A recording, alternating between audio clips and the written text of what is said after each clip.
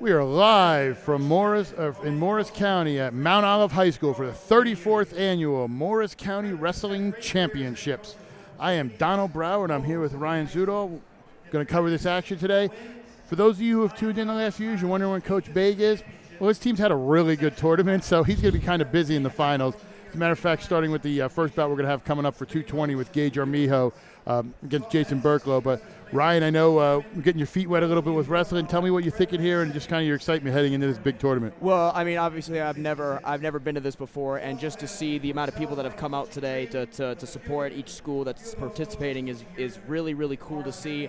And especially the guy in the elderly gentleman who came out here, and he sounded like a ring announcer coming out here. Welcome to the biggest tournament in the state of New Jersey. I felt that, and I'm really, really excited to see what's going to happen tonight. Now, a question that I have for you is, now Del Barton obviously always traditionally runs away with the first spot. Who do you think has the most likely chance of getting number 2?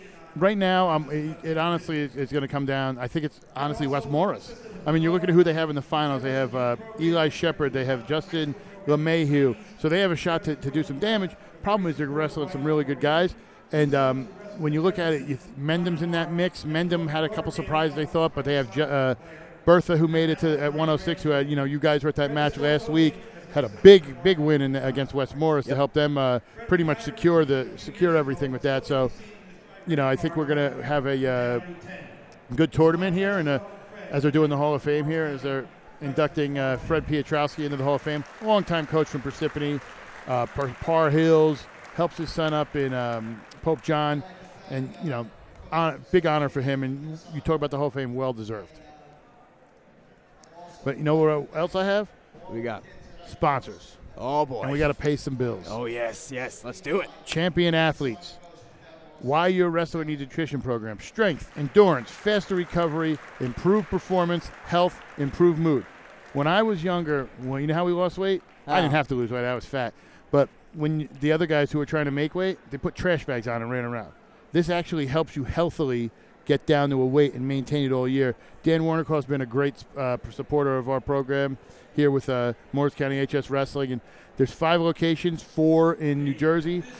Get a chance, go to WrestlerNutrition.com for more information. We're going to go to our second sponsor, DeZeo Law. Our firm's mission is to provide our clients with the highest level of professional assistance. Any person who's incurred damages, physical, emotional, monetary, or property, will find us a legal representative. With us, it's personal. DeZeo Law. Another one that's a little close and personal to my heart, and I know we've talked about it off camera, and you loved it as well. The UPWA Professional Wrestling Association is the fastest growing pro wrestling promotion on the East Coast. They're coming back to New Jersey on April 3rd at the Wayne PAL with UPWA Undeniable. That is a Wednesday, but it's WrestleMania week. Let me tell you some of the guys that got coming to the show. WWF stars Billy Gunn, Chris Masters, Buff Bagwell from WCW, Impact star Robbie E., Ring of Honor stars Tough Guy Inc., Santana Garrett, a former NWA Women's Champion, and the other superstars of the UPWA. Go to upwa.com for more details. Another sponsor. Maybe not. Moment of silence. May your soul rest in peace. And that was a very emotional moment there, a tribute to Mr. Sean Dolan, who passed away this past week. Former coach for West Morris Central's youth wrestling program, passed away after a 2.5-year battle with cancer. He had a moment of silence at the Wyndham West Morris match this past week. Great respect for the former administrator for many high schools in the area. And you can hear the announcer getting very emotional at the proceedings here. As you see, we're getting ready to make the announcement. We run through a couple more spots. As you see up in the corner of your screen when you look at the scoreboard, Vendetta Fitness. Our core values, redeem, are what we stand for here at Vendetta Fitness. Respect, excellence, dependability, efficiency, effectiveness, and motivation. They have a new location at Powerhouse Studios on Route 10 in Whippany, 30,000 square feet, Vendetta Fitness. Edge Wrestling, founded in 1984 as the first amateur wrestling school of its kind, the Edge provides itself on the follow of developing the whole athlete through the sport to prepare them for life's challenges. First amateur wrestling school of its kind, industry leader, over 3 decades of experience. give them a call at 973-337-1337. The Edge. And a place I'm very particular for, Market Tavern and Marketplace. Right located here in Flanders, New Jersey. 23 beers on tap, flat screens, a new menu. It's the place to be when watching your favorite teams. You join them for their Super Bowl party, or if you're interested in having something at home, they cater. The Marketplace has off-site catering for the finest custom meats, seafood, a full-service deli, bakery, fresh fruits, and vegetables. So next time you're looking to host an event or deciding where to go with your friends, check out the Market Tavern and Marketplace. And Salerno Auto Group.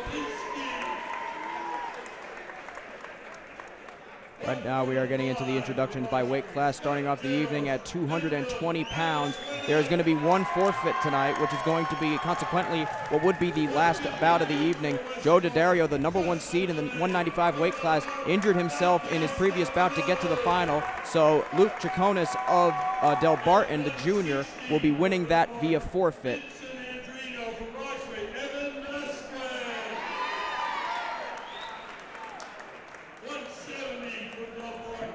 Couple storylines we want to talk about this, especially with who we have. Del Barton, obviously, as it wrapped up heading into the finals, they're up by about 100 points. So they're going to win their 11th straight. So we'll get Coach Stoll at the end. And, I mean, there's no suspense with that. But there's some really good matchups here. And for those of you who know, talking about Luke Chaconis, even though he won't be wrestling, you wrestling fans know his brothers were wrestlers at Don Bosco Prep.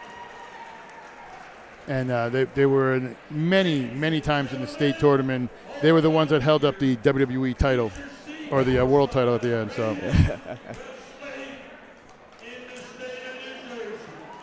and we are ready and raring to go. From the booming voice of the announcer in the blue shirt, and from the booming voices of the two guys sitting here, we are ready to go. Starting at 220 pounds, Jason Berklow from Pequannock against Gage Armijo from Mendham. Big storyline with this one is that the previous time that they faced off, Gage Armijo pinned Berklow in a matter of 28 seconds. But first, our national anthem.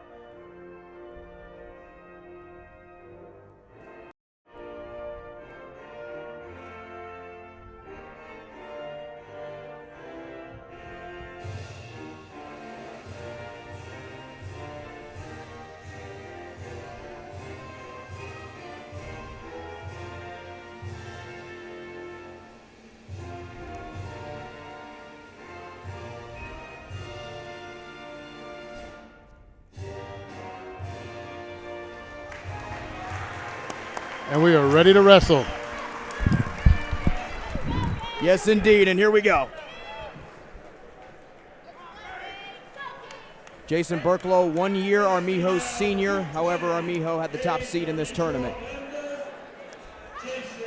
And as I said before the national anthem, Armijo pinned Berklow in 28 seconds the last time these two guys faced off a little under a month ago. And Armijo won this last year, came on strong. Berklow battled injuries the last 2 years, finished third here. But Armijo, came on last year as a sophomore.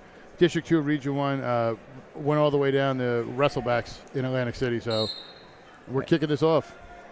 And here we go. Immediately shoots for the left leg, does Armijo. Trying to lift him up for a takedown already.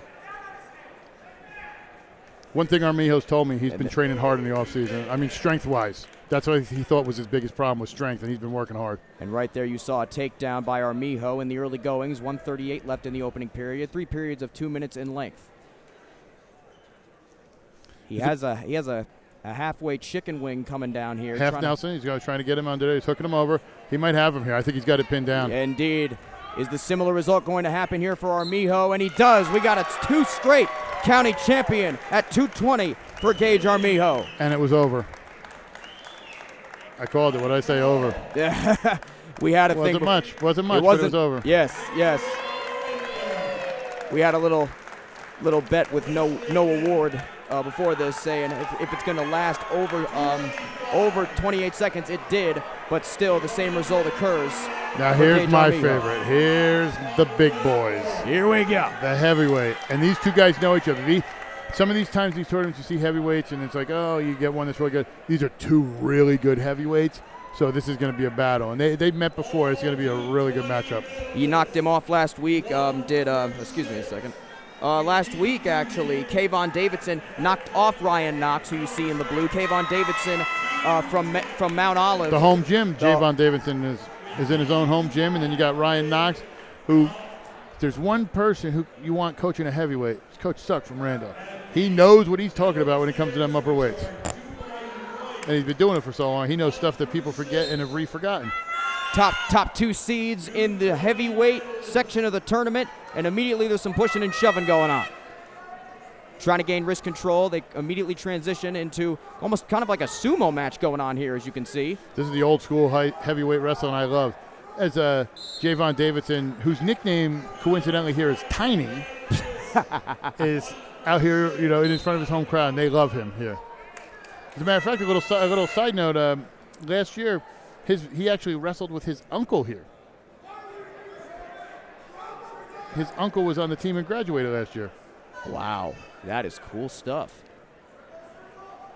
And they're straddling that out of bounds line. No real takedown attempts. It's basically just been as you said, an old school heavyweight style fight where they're just pushing and shoving each other, trying to gain an edge, but neither man has been able to thus far. It's almost like an offensive defensive lineman match because they're both football players. So it almost seems like they're trying to fight to get position and get the ball. So it's kind of fitting. Ryan Knox is part of Randolph's really good football team. So now you've tried a nice trip there. It looks. Oh! Beautiful belly to belly. Possible pin predicament here for Davidson over Knox.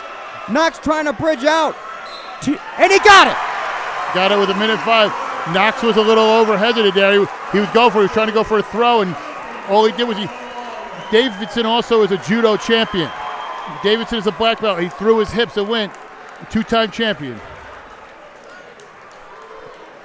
Two matches happen and end in the nick of time. And two consecutive winners for the Morris County Championship Tournament. And now coming up, we go right back down to the lowest weight class, 106. Jack Bertha of Mendham, 20-7 on the year against Evan Mauge. Can you pronounce that? Evan Mulagani. Thank you. And I'm sure I'm mispronouncing that as well. Well, he's from Kinnelon, and he's 21-3 on the year on a 10-bout winning streak. Both of these guys knocked off the top two seeds. Before we do that, they're going to be doing the medalists. Let's do some sponsors. We're going to go with Champion Athletes. WrestlerNutrition.com. Strength, endurance, faster recovery, improved performance, health, body composition, growth analysis, customized nutrition plans. Dan Warnikoff does a great job. 5 locations, 4 in New Jersey. You will hear and you will see the champions he produces because he helps you get to a healthy weight and maintain it. It's not a struggle to lose weight with Champion Athletes. DeZeo Law. Our firm's mission is to provide our clients with the highest level of professional assistance. These are not just words, but the values that drive the attorneys at DeZeo Law. We recognize that each client is important and the outcomes of their cases seriously affect their futures. With us, it's personal. DeZeo Law. And the UPWA Pro Wrestling. For the past 13 years, UPWA has provided the East Coast with some of the best action in pro wrestling, and on April 3rd, we continue that tradition. We will have Billy Gunn, Chris Masters, Buff Bagwell, Robbie E., Tough Guy Inc., and all the superstars of the UPWA live at the Wayne PAL in Wayne, New Jersey. Go to theupwa.com for more details. And I heard that a guy that you know is going to be helping out on the commentary there. I might know somebody. I don't know. Maybe. Is it me? I don't know. You haven't submitted your resume yet. Oh, okay. All right. Well, we'll see. We'll see. But here, the medals. And one are more. now coming Edge out. Wrestling. Founded in 1984. as the first amateur school of its kind. The Edge provides itself on developing the whole athlete through the sport of wrestling. First amateur school, industry leader and center of excellence, 3 decades of experience, an unmatched history and proven track record. Give them a call. Edge Wrestling. And the medalists for the 220 posing for their photo op. Gage Armijo, the champion. And now here we come with the 106 weight class. Jack Bertha of Mendham, 20-7 on the year, 21-3 for his opponent Evan Mugalian from Kinnelon. Let's see if they pronounce it. No, they're asking for the 285 guys to get ready. I was hoping the but we're ready because immediately they tie up right in the center circle. They are tied up like a couple of pretzels right in the middle to begin with. Immediately tried to snap off a takedown there, did Mahulian. These two have met before in the Bayonne tournament where he only won 6-3, and actually a couple of the fans were telling us that it was the first one he couldn't turn. So he usually was able to get people down and turn them, and he couldn't turn Bertha.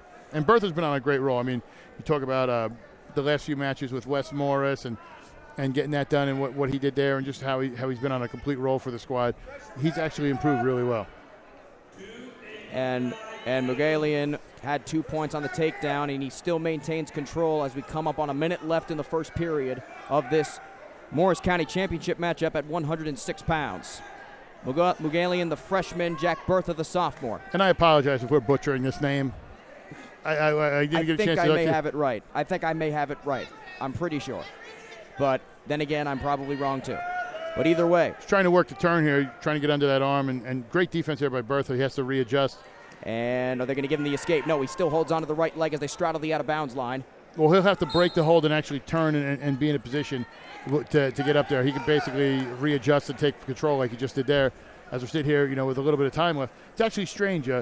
Talking about this match in previous years, I don't have to actually tell the score or anything. We actually have a scoreboard and time. I can't believe it. Like, I'm moving up to the big time. It's like, it's great. I don't have to tell the scoreboard and everything. We're glad to have you on, Don. I'm glad to have you on. Thank you very much. Thank you very much. And Mugalian, right out of the referee's position, maintains back control with 25 seconds left. He has a 2-0 lead as the first period is about to come to a close. Bertha trying his best to play defense. It'll be interesting to see what Bertha does if he wins the toss. Does he defer, or does he go up on top and see if maybe he could score some cheap back points and try to tie this up? I think if he goes up in neutral position, I think he's going to get taken down or ridden out, and you're either going to lose 4, you might as well lose 8-0 or get pinned instead of losing 4-0 and be ridden out for a whole period. And Bertha was just about to rise to his feet and possibly get an escape, but the clock ran out. And the toss is going to go to. It's going to go to Kinnelon.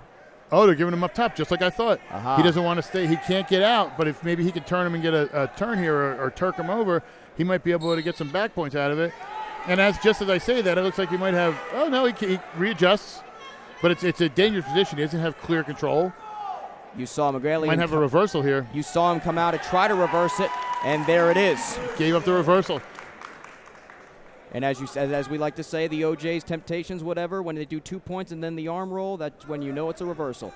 And again, just like as it was for the first period, Mugalian continues to get control on the back. And he didn't choose, so he could choose whatever he wants. This could be a 6-0 match if he really wanted to. He's going for the cradle. They're trying to get it. I think he might have his hands locked. He might have it. I think he's got it right here. He's got the turn. The back points are coming, but I don't know if it's going to mean anything because his shoulders may be on the ground. No, but he rolls back over to avoid the pinfall. He was too high. His shoulder's basically on his chest. He can't get the shoulder blades down like he wants. So he has him in a cradle. He can roll him, but he's not going to get his back. He's not going to get the pin because he's basically propping him up.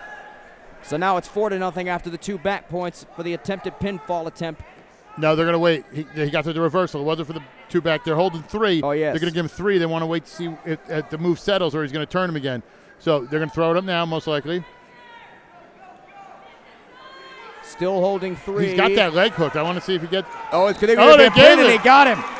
Evan Mugalian, the freshman, his first Morris County Championship tournament and his first Morris County Championship title at 106 pounds. That's his 11th straight victory.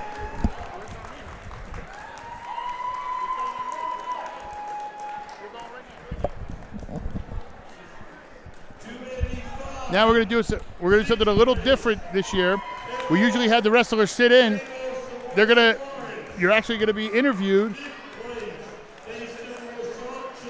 We're gonna send it to our man James Clark, who's gonna interview. We're getting it set up. We're gonna interview our winner at 220, Gage Armijo. I want to get Joe Hoffman on, but he's too good. So let's send it to James Clark.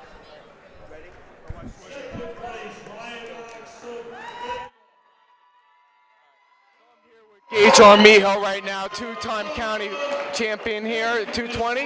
Gage, congratulations. You've been on a tear all year. So how do you feel about winning your second county title?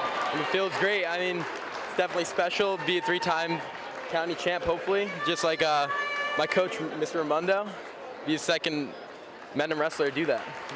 Yeah, man, that's really amazing. You've been on a tear this year, so what are the goals when you get down to Atlantic City? Oh, definitely place. That's definitely my biggest goal, and hopefully win it all. Well, I'm sure that's very possible for you to do that, so congratulations to you there. Thank you. Enjoy the rest of your day.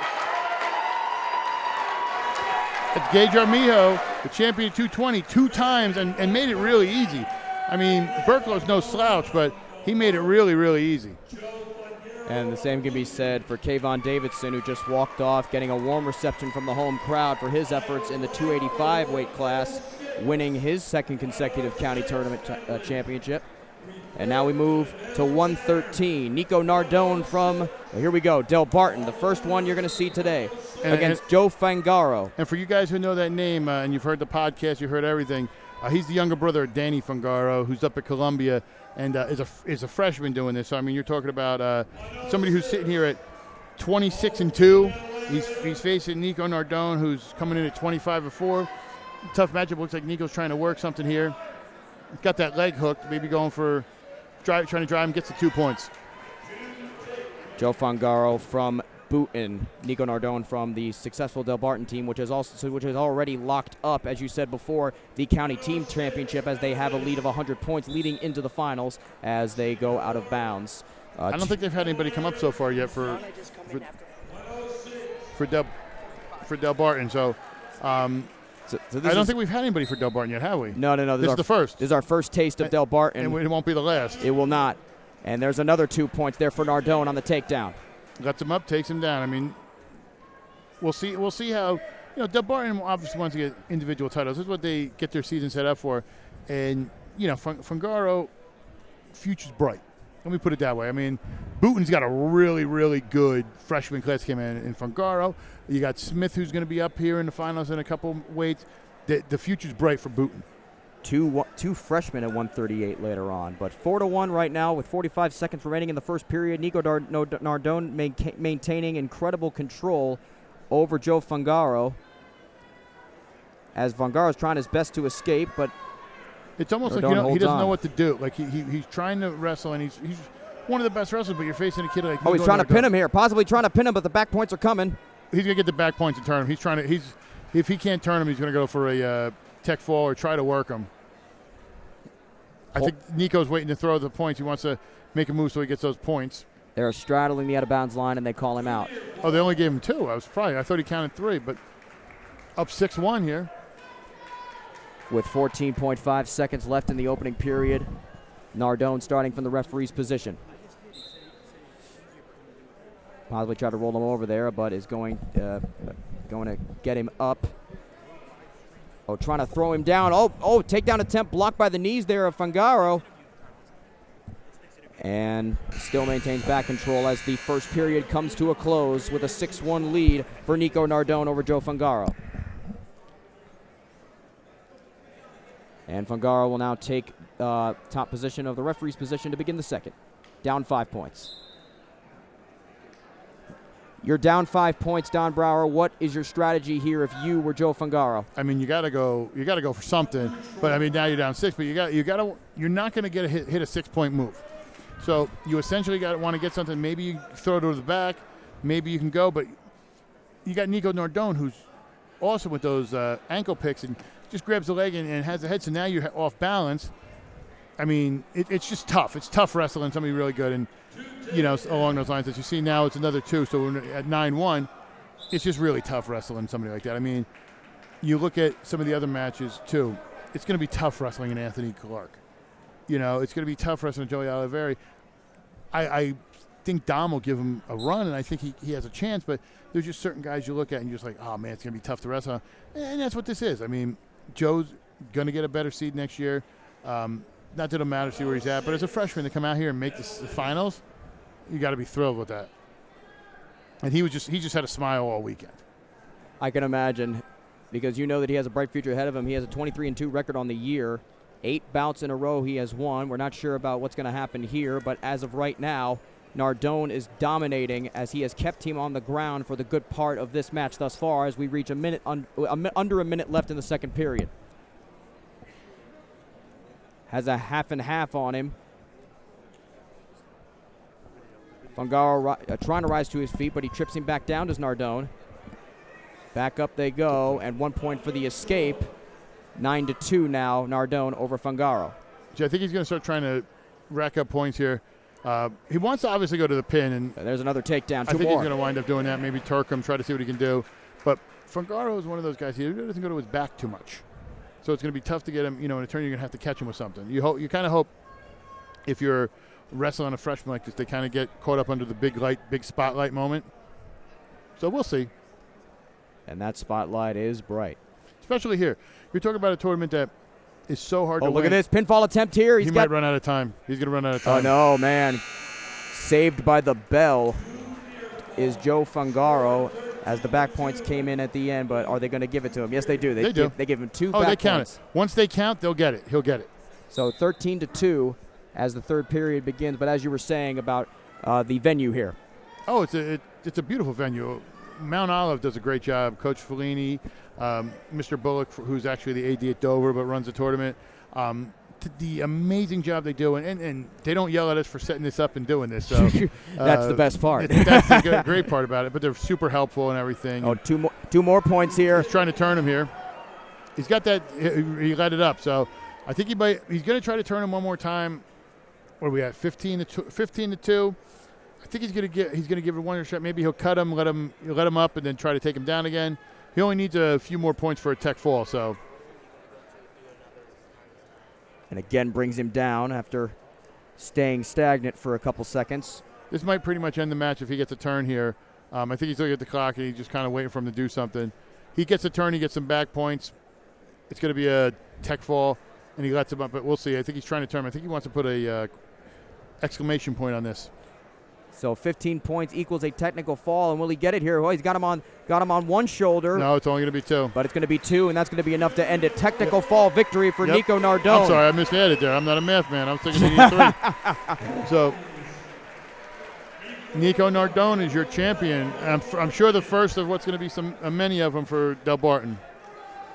3rd in state last year. That's his 14th bout in a row that he's won. 5th at the Beast in the East tournament, the prestigious Beast in the East tournament this past winter, and also 1st at the Escape the Rock tournament in Pennsylvania. But right now, we are going to go to James Clark, who is with the 285 champion, Kayvon Davidson. James. 3rd place. I'm right here right now with Javon Davidson from Mount Olive. He is a 2-time Morris County champion for Mount Olive at heavyweight. So Javon, congratulations. You've been on a tear all year so far. So how does it feel to win your 2nd county title?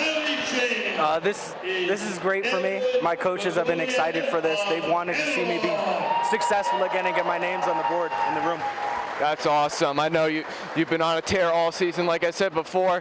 Now, the last couple of years you haven't been able to make it to AC, but this year you have a really good shot of making it down to AC. So what are your plans when you get down there? Right now my goal is to get there. I can't make plans until I get there. So regions is my goal right now. Well, I'm sure you'll get down there very successfully. Congratulations to you, and we hope to see you down in Atlantic City. We're getting ready to come back here as we're finishing up. We're going to have a big matchup here with Anthony Clark, 2-time state champion for Del Barton. Is actually the cousin of Joey Oliveri, who we're going to see in a little bit. But 2-time state champion here. He's a 2-time champion for MCT. So, I mean, this is going to be tough for John from Roxbury Tesoriero. I'm going to say Tesoriero. Tesoriero. So it's going to be tough, but, We'll see. Already. And you know what it is? He's the quietest two-time state champion you'll see. Like, there's no ego with Clark. Whereas if most other people won, they'd be like, oh, and kind of bright. He's not one of those type of guys. Well, that's the best type of guy you want to see in scenarios like that. And you can see right off the bat, Clark is ringing him around like a merry-go-round as he has 2 points there. And he wanted to go for the cradle for a split second there, but decided not to and maintains a back clinch, takes him right back down. And now he's possibly trying to turn him over for a pin if he wants to. 1:30 left in the opening period, 2-0 for Anthony Clark, already showing his prowess over John Tesoriero from Roxbury. Lets him go. That's going to be 1 point on the cut for Tesoriero, 2-1 as they go out of bounds. They're going to be in the neutral position as the referee is going to restart. Collar and elbow tie up. Both men fighting for wrist control, and right back on the attack goes Clark. 2 more takedown points, 4-1.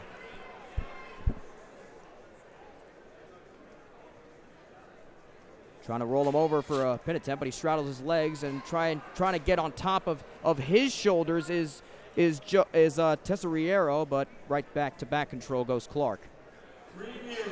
3 back points given. It is now 7-1 with 45 seconds left in the opening period. Clark's a beast on top, and there's no weakness in his game. So you don't win 2 state titles in New Jersey your first 2 years and have any flaws. And that's 3 back points, so now it's 10-1. What an advantage so far for Anthony Clark right in the first period of action. Tesoriero trying to sprawl out whatever he can to avoid a pinfall attempt. And there's 2 more back points, an 11-point advantage as the first period is going to come to a close with 5 seconds left now. And Anthony Clark putting on a clinic in the first period. It's going to be interesting to see what Clark chooses. I think he's going to go. I think he took bottom, obviously, because I think he's going to either go for the reversal and turn, or maybe he goes with escape and takedown, try to get that 13 points. Or 50 points. There's the escape. Little bumped heads there. Caught him right in the eye a little bit. He's kind of wandering around. We're going to have an injury time. While we have an injury time, Jim Salerno.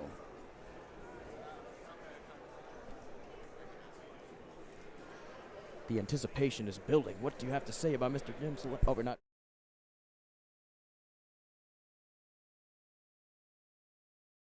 Salerno Dwayne Auto Group, Denville, Newton, Summit, Randolph, and East Brunswick. It is covered by the Salerno Dwayne warranty. www.salernodwayne.com. We'll do some other commercials while we're waiting. Obviously, little injury time. Oh, we're coming back here. Tesoriero is okay after a little poke in the eye. And another collar and elbow tie-up. This is the most even this bout has been this entire time. Oh, he went for a little fireman's carry there, but Clark blocked it. Now trying to transition into a takedown to get 2 points. They're going to give it to him. They straddle the out-of-bounds line. Both men go out of bounds. It is now 15-1 with 1:38 left in the second period for Anthony Clark over Tesoriero. See what Clark goes with. I'm surprised he doesn't let him up here. He's up 14. And I obviously, think he wants to go for the pin, obviously. Maybe get some back points here. And here we go. Here come the back points. It's going to end either way points. right here. And that's going to be it. A 15-point technical fall victory for Anthony Clark over John Tesoriero. That is his 3rd straight Morris County Championship title at 120 pounds. Want to talk about another champion? Let's head over to James Clark, who's actually with our 106 champion, and see what he has to say. James, take it away.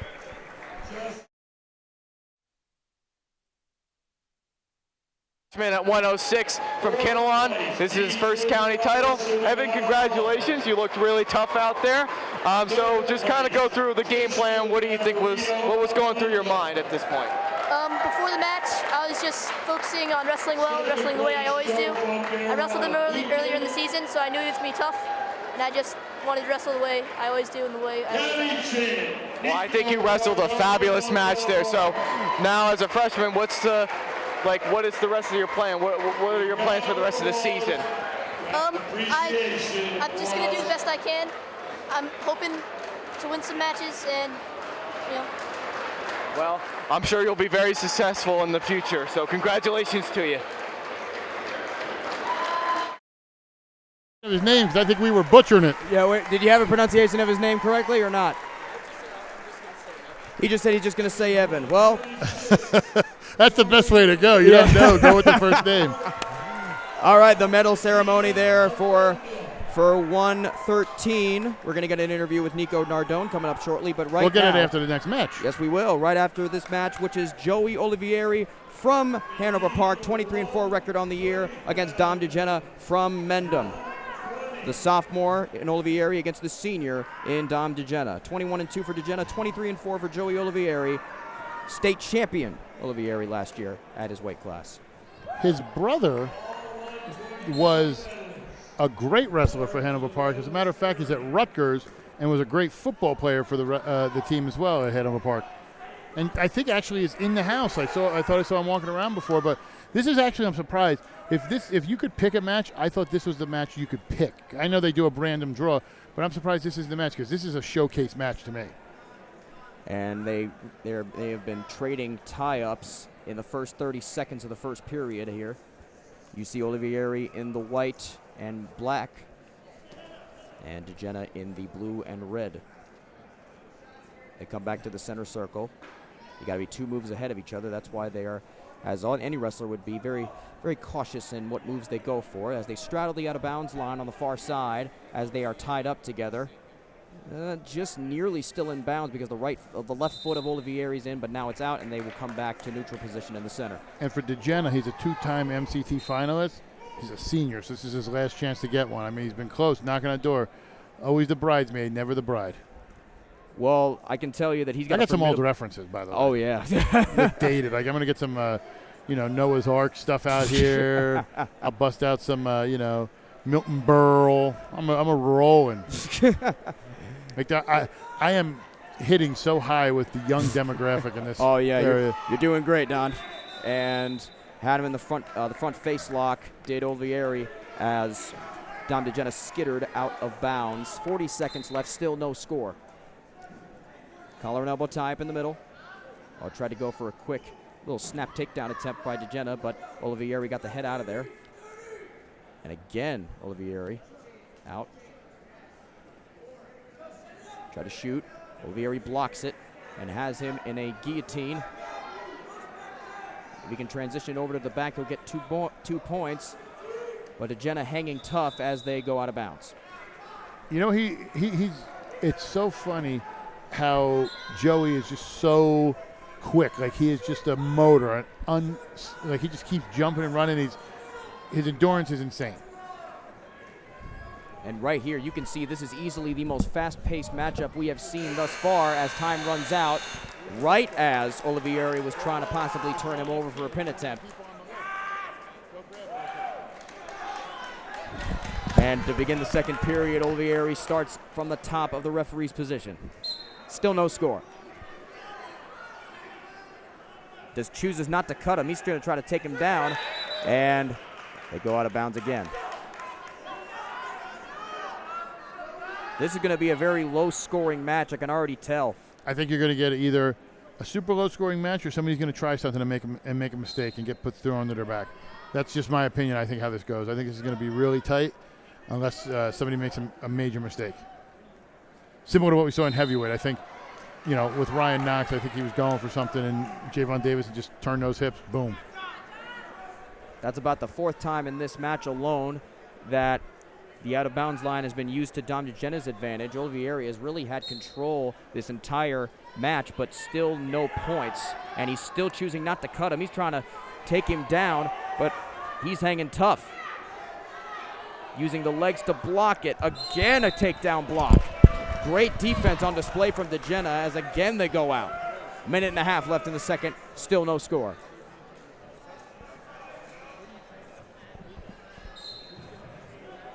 And the referee's in the way, and he moves out. Thank you very much. Oh, possible reversal attempt, but he's going to get the 1 point for the escape. There's Jenna 1-0 for the Mendham senior. Got each other in a deep underhook here. Tried to shoot for the left leg there, did Jenna, and he caught him in a cradle, did Olivieri, possibly trying to turn him over for a pin attempt here near the out-of-bounds line, but DeGenna swings his legs. Great defense by DeGenna. He was turning, grabbing that leg, making sure he couldn't roll back around. Minute 5 left in the second, 1-0 DeGenna after the escape. He would have loved to get that reversal, but Olivieri, again, you said the quickness, just got out of there in the nick of time. And he knew what was coming. He's right. One thing it's preached in every gym for a wrestler: 1, not 2, because you don't want to give up that second one. He got stolen a little. He got stolen on DeGenna, but they're not going to give a point. It's just a warning at this point. It's a little questionable, but I mean, I understand you obviously want to see the action, but they seem to be moving. He's got that sitting deep. If he could transition, oh boy, the fans calling for 2 points there for Mendham, but they're not going to give it to him, and Coach Pig is not happy. Well, I'll tell you what, Oliveri's got to watch his shoulders there because he's close to getting defensively pinned. Oh, yes, indeed. There's the 2 points they've been looking for, and he's trying to roll him back on the shoulders. Mr. Peg, he is getting into this already. And now finally DeGenna has some control on his feet. Out of bounds they go. Wow, 3-0 with 6 seconds left in the second period here. A little bit possibly an upset brewing here. This could be, but I'll tell you what, it's not really that surprising the way DeGenna's been wrestling. Oh, look at this, rolling over possibly for a pin attempt. Oh, man. Oliveri's trying to get a point before this ends because now you're going into the third period down 3, so he's got to make something crazy. What I told you. Now he's in a position where he can't get really a third point move, but he's going to stay on the bottom. He's going to want to get out and then take it down, tie it up.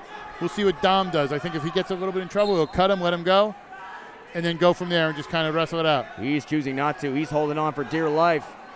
Going to hold that leg. He doesn't want to transition through. You don't want to get the roll through. Oh, no, but Olivieri's going to try to transition into a takedown, but he's got the leg to DeGenna and prevents him from doing so, but that's still going to be 1 point on the escape for Olivieri.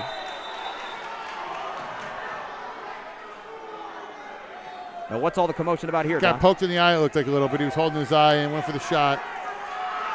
So 1:40 left, and this crowd is in a buzz right now, and that's not just because a Hornet is wrestling. That was a nice little pun there. I like that. Thank you very much. I got to compete with you. I mean, I guess the old adage is true. You give a monkey 100 throws, it does hit the target once in a while. Yes, indeed. Olivieri's trying to.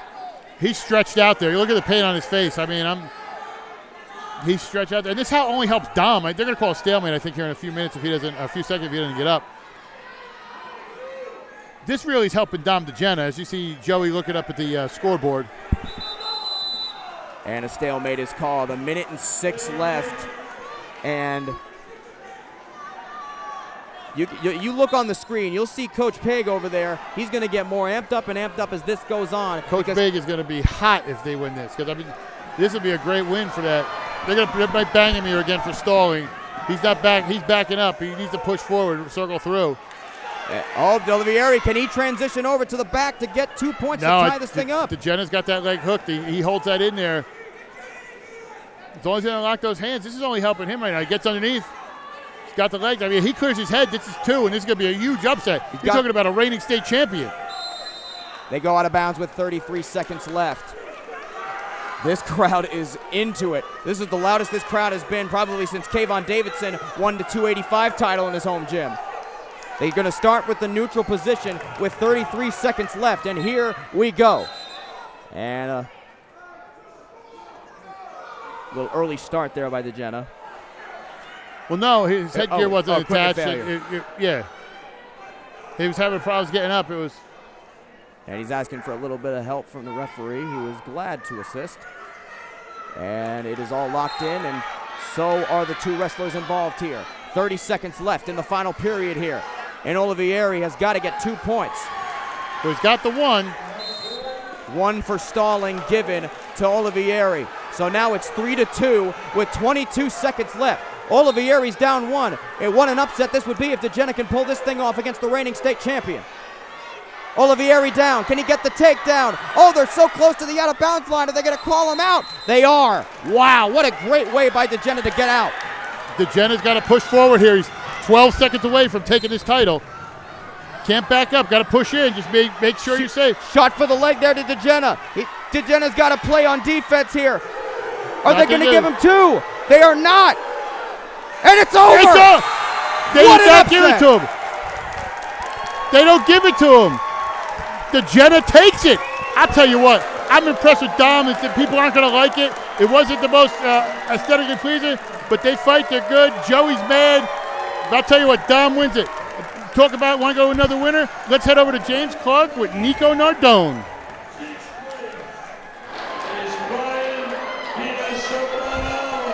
I'm right here right now with Nico Nardone, a sophomore from Del Barton. He just won his Morris County title here at 113. Nico, congratulations. You've been on a tear all season, so how does it feel to win a county title today? It feels great. Definitely one of the tournaments I really want to win this year, coming in here last year and not winning it. That's awesome. Now, you seem to really maintain your weight throughout the year, so do you use some kind of nutrition, or do you go to see a nutritionist or something? Yeah, I go to Dan Wernikoff. He really helps me keep my weight in check, and I know everyone on the team else uses him. Well, he seems to be doing a really good job because you look like you're really out there on fire, wrestling really tough. I expect big things from you in the future, so congratulations to you. I'll see you down in AC. As we're taking a little time here with the medals, let's do a quick commercial real quick.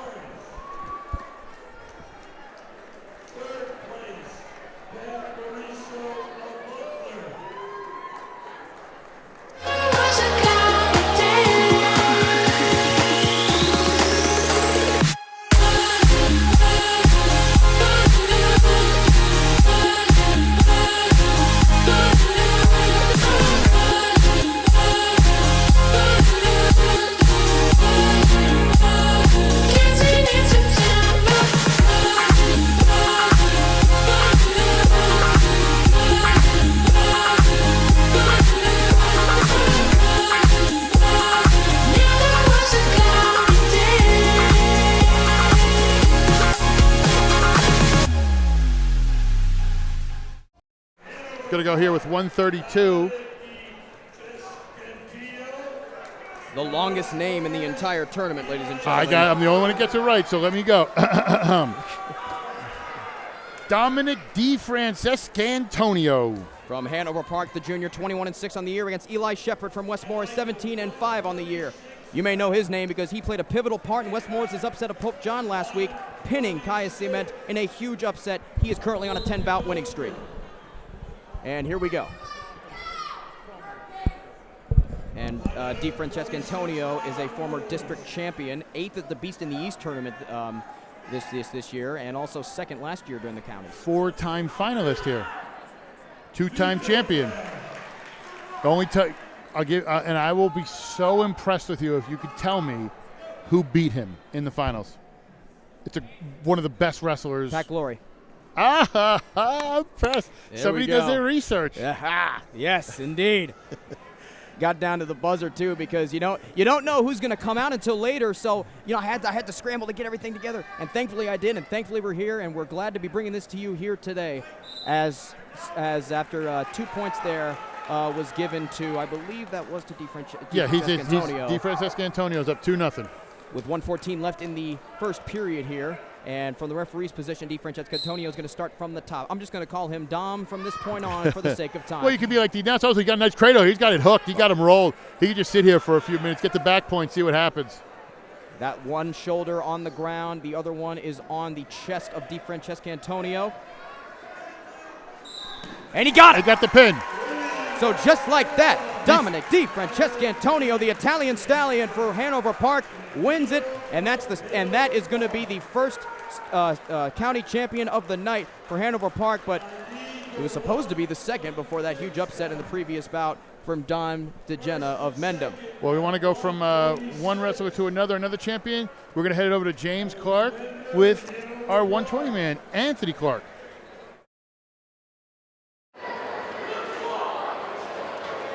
I'm here right now with Anthony Clark. He's a two-time state champion at 106 and 113 respectively. This is his third Morris County title. Anthony, congratulations. You've really been on a tear all season. So how's it feel to win your third county title? It feels a lot better this year. Last 2 years I wasn't as dominant. I won on a stall call my freshman. I won by 2 points for sophomore year. So getting a tech in the finals, it shows me as I progress through the summer and how much I want to get better. So you really seem to be building your offense, which is great to see, especially as you try to go for your third state championship. Now, you seem to maintain your weight all year round. You seem to cut a lot of weight. So do you see a nutritionist or do you do some kind of nutrition? If so, what kind of that kind of stuff do you do? I go to Wrestlers Nutrition with Dan Warnikoff, and he just has a perfect meal plan for me, a perfect everything for me. Keeps me healthy in the season, keeps me going to get better. I'm not worried about my weight, just worried about getting better, which is the best thing to do during the season.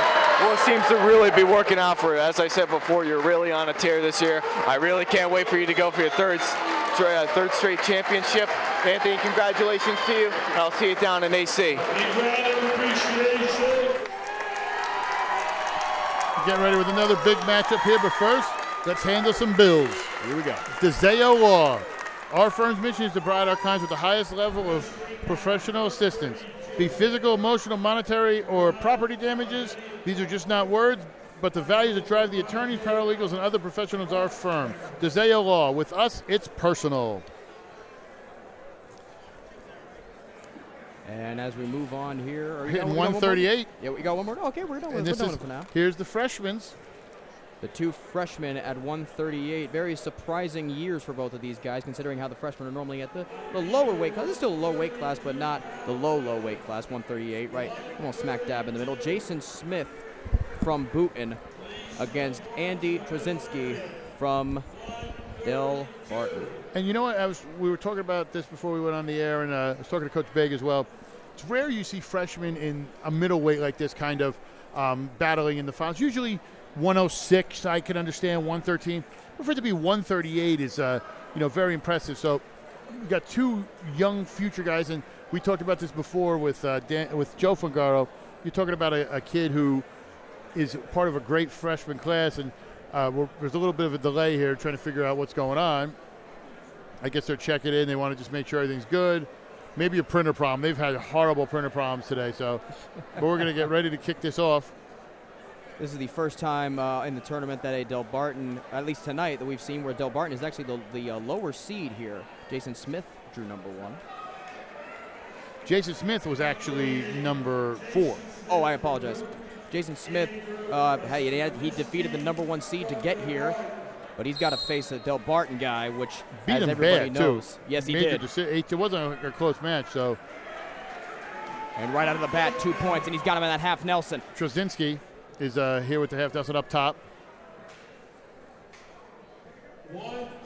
And right there with the cradle. But Jason Smith trying his best to block the attempt with his leg. He's got those two guys are wrapped up like pretzels right now, as still Trzynski's going to maintain back control. 1:23 left in the opening period, 2-0 for Trzynski after the takedown attempt just a few seconds ago.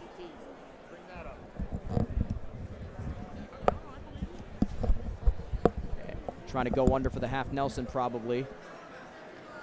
Trzynski's in control, and I mean, you're looking at two kids who should be the future of this tournament for the next few years. Got him in a half chicken wing behind the back. 2-0 Trzynski. Jason Smith is in another place right now, and it's not where he wants to be at all.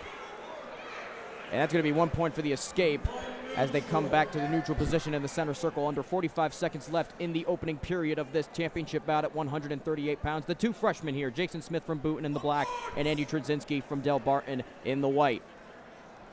Both men battling for wrist control. They break away. Tried to shoot for the left leg there to Trzynski. He's successful in doing so. Going to probably try to do some sort of a trip to get him down.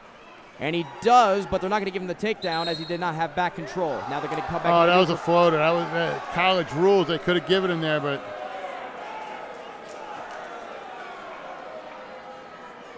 Nonetheless, they come back 2-1 with about 12 seconds left in the opening period. And a nice takedown, ankle pick takedown.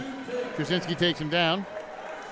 Now 4-1 as the first period draws to a close. This is an exciting match. You know what's not exciting? Going to Disney with my wife. She's listening in because I really don't want her to go to Disney anymore. Oh boy, what happened? Money bags. Oh, you don't want to understand. I've never been to. I go to Knoebels in Pittsburgh. Ever been there, Knoebels? Nope. Oh, it's great, real great. There's your free promotion. Knoebels, go there. It's really great. Free to get in, and the rides are great. And speaking of a ride, we're in for a wild ride as the final two periods are going on here for the 138 weight class. Jason Smith against Trzynski, and you can see Trzynski had him wrapped up like a pretzel there as he maintains back control again. He's great finding those legs so he can't roll over, and he's going to try to hook and Turk him to get to either back points or in a pinning predicament. Smith's trying to get the leverage advantage here. He's getting a little high. He's getting off his knees. Gets out. Looks like we're going to... Oh, probably trying to turn over for a takedown, but again, he gets back up. Ankle pick, takedown, not given to See Smith. what they do because it's close to the edge line. He's got to pull him in. If I'm him, I hook that leg deep, I pull. Gave him neutral on that one, which is good. They were seeing it. They gave him the reversal because he hadn't maintained the position, but he obviously broke control. What he should have done there is he should have what they call work the pipe. He should have pulled his leg in, underhooked it on his arm so his thigh was under his arm, pulled him in, and then taken him down. Well, we can't Monday morning quarterback wrestling. No, that's what he was trying to do. You saw what he was trying to do. I'm not saying that you were wrong. I was just trying to do a little segue there. Nothing against you, sir, at all. No, you better not be. Oh, of course not. Both men trying to fight for wrist control as they go down to their wrists as they are in the center circle. Now that strategy right there to go down to his knees there by Jason Smith. Explain that to the viewers. He obviously wants to change his level because if you're sitting there and you're staying at the same level, your opponent's looking and goes, okay, he's staying here, I could get this, I can get that. If you're moving your levels, you're basically doing it where he doesn't understand where you're going to be based at, so he can't set you up for a shot with anything. You basically want to change everything over. 25 seconds left in the second period, 4-2 for Trzynski here. They are still tying up in the center. Very scientific battle thus far between these two freshmen. As you said earlier, very unusual to see two freshmen at this kind of middle weight class. But still a great match. I'm very impressed with how they're doing it, and they match up. As we move to the final period, 4-2, Trzynski leads. Trzynski's going to take bottom. We'll see. I want to see how long Smith will try to hold him. I mean, you wonder if he cuts him if he tries to get up so he can go for the points. He's down by 2. I'm going to try to Turk him, but if he starts to get and maintain his base, he doesn't want to get hit with stalling, so he's going to try something. And you have to see Trzynski here is trying to maintain position, but you never know with what he's doing here. He might get hit for stalling here. You can see the ref kind of counting. Well, I had him doing the splits there for a second. And Trzynski's got to just turn, and he might have it, but man, Trzynski with a great reversal. He was going for a look like a crucifix, pulling back a Splato, and slipped out of it. Trzynski's in control now here, 6-2. Minute 24, 23, 22, 21 left in the final period here in this 138 championship matchup. Wrist control here, so Smith can't really get underneath him, get his hands underneath him. As you see, he's got that arm hooked in between his. Can't come up to a base. Lets it go. He's going to try to work the other side as he's got the legs grapevine through, as you see. Can't stand up. If he can just hold him here, this is a victory right here. Problem is, I think they're going to hit him with, they'll hit both of them with a stalemate here, and if they're both not working, so he's trying to work to something. Trying to get that arm, see if he can roll him over. Smith up to a base. Almost had him in he's got him in kind of a gotch-style hold there as 1 point is given for the escape to Jason Smith as they go out of bounds. Smith's going to really have to pressure the issue here. They will be in neutral with 30 seconds left. Jason Smith's got to shoot for something if he wants to catch up and send this thing into overtime or even perhaps win, but he's got to do something quick right here.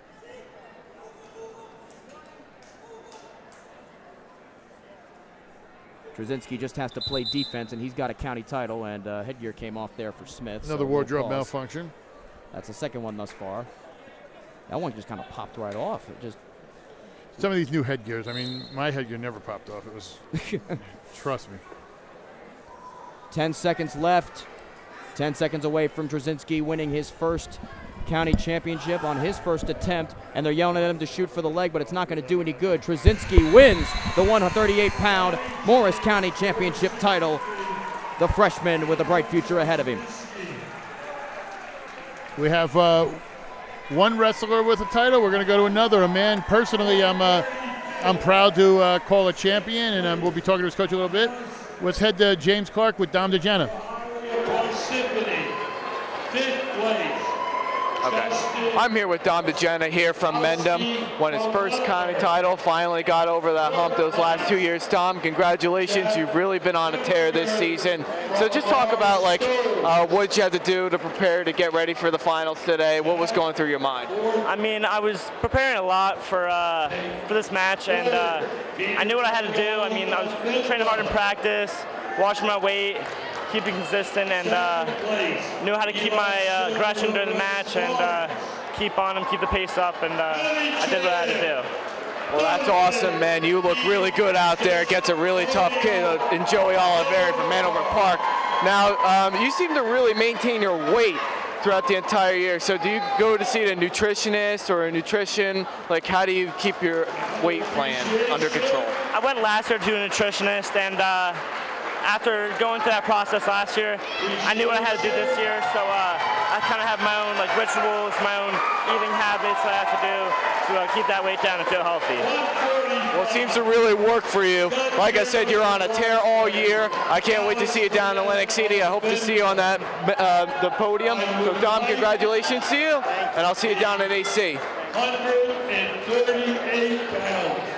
For 145, our first unbeaten wrestler on the season that we are seeing tonight, and that is Scott Jaros, 23-0 from Roxbury, facing off against 17-1 Alex Wynett of Mendham, the two seniors facing off in their final county tournament final here. Interesting side note, the 1 in Wynett's record is actually against Jaros.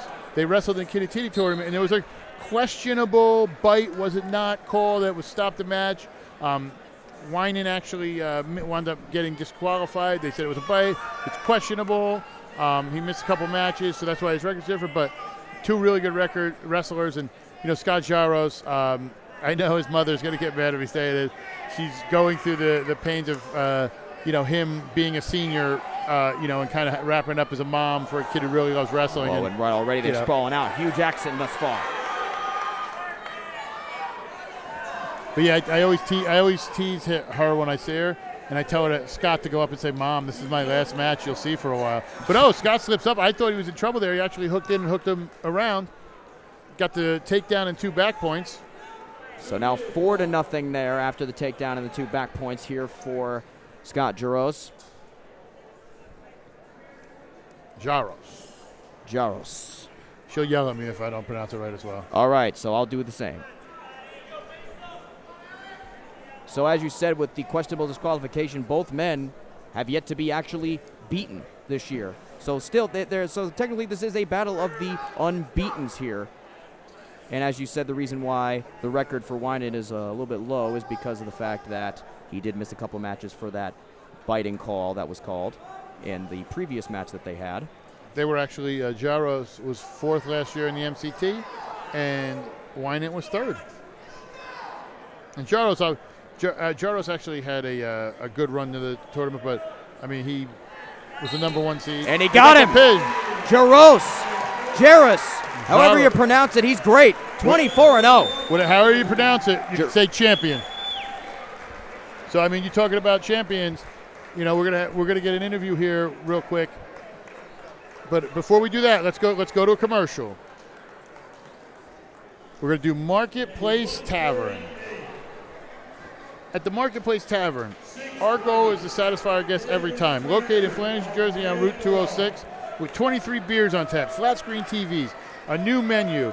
The Market Tavern is the place to be when watching your favorite teams. Join us for the Super Bowl or let us cater your big game. The Marketplace has off-site catering for the finest custom deli meats. Marketplace Tavern, Marketplace. Come check us out, where friends go to make your night a memorable one. But we talked about champions. Let's head over to James Clark with the man with the hardest name, Dom DiFrancescantonio. All right, thank you, Donald. I'm here with Dom DiFrancescantonio from Hanover Park. This is his third county title, correct, if I'm not mistaken. Congratulations to you. You looked really solid out there going into the final match. So just tell me what you were going through, what was going through your mind, what your plan was to get to the finals today. The plan today was, score as many points as I could throughout the whole tournament. Stay simple, nothing crazy, everything I know how to do, and stay sharp. That's kind of what I felt I needed to do. Absolutely, you looked really solid out there, as I said before. Now you seem to really keep your weight under control, or you seem to cut quite a bit of weight. So how do you do that? Do you see a nutrition, or do you have a nutrition plan or something? Like, how do you keep your weight under control? Yes, I've been, for my whole high school career, I've been using Kent Wernickoff with Wrestler Nutrition, and he's just kept me at the right amount of energy and staying at my peak performance, as in weight-wise and athletic ability. It's simple, it's easy. Absolutely, it really seems to work out for you. So Dom, congratulations to you, and I hope to see you down in Atlantic City. Yep. Like I said, James was busy trying to pronounce his name so long, took forever. Here we are. We got Justin LeMay. Oh, almost got a pinfall there on Del Barton's Dante Stefanelli. He almost put out Dante's Inferno quickly. Justin LeMay, the senior from West Morris. Dante Stefanelli from Del Barton, the junior. 20-3 for LeMay, 10-3 for Stefanelli. Missed the first half of the season, but why, Don Brower? You tell me. I want to see if you did your homework. Injury. What injury? Anyways, they go to the they go out of bounds. Still no score here with 1:17 left in the first period here. But go ahead and explain to the folks. He was injured, a little banged up. Just took, was as you can see with his ankle, just a little banged up. Nothing bad. He's here now, obviously. Now we're getting to the big guy. I think. Whoa! There was a kind of a collision there. Gonna call injury time. Yeah, LeMay's down. I think he might have banged his head a little bit. Oh my gosh, he is sprawled out on the ground. Something happened and something bad happened. Let's hope he's okay. He might have just banged his head, got knocked a little bit. Let's go to some commercials while we're doing that.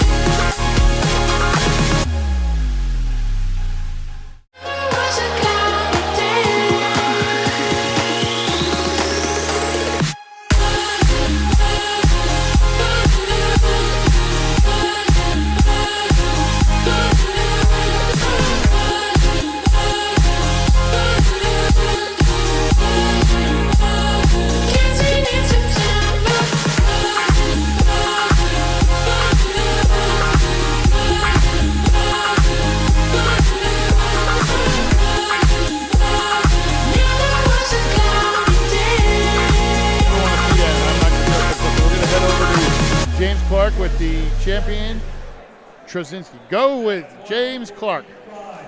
All right. Thank you, Donald. I'm here with Andrew from Del Barton. This is his first county title. Andrew, congratulations to you.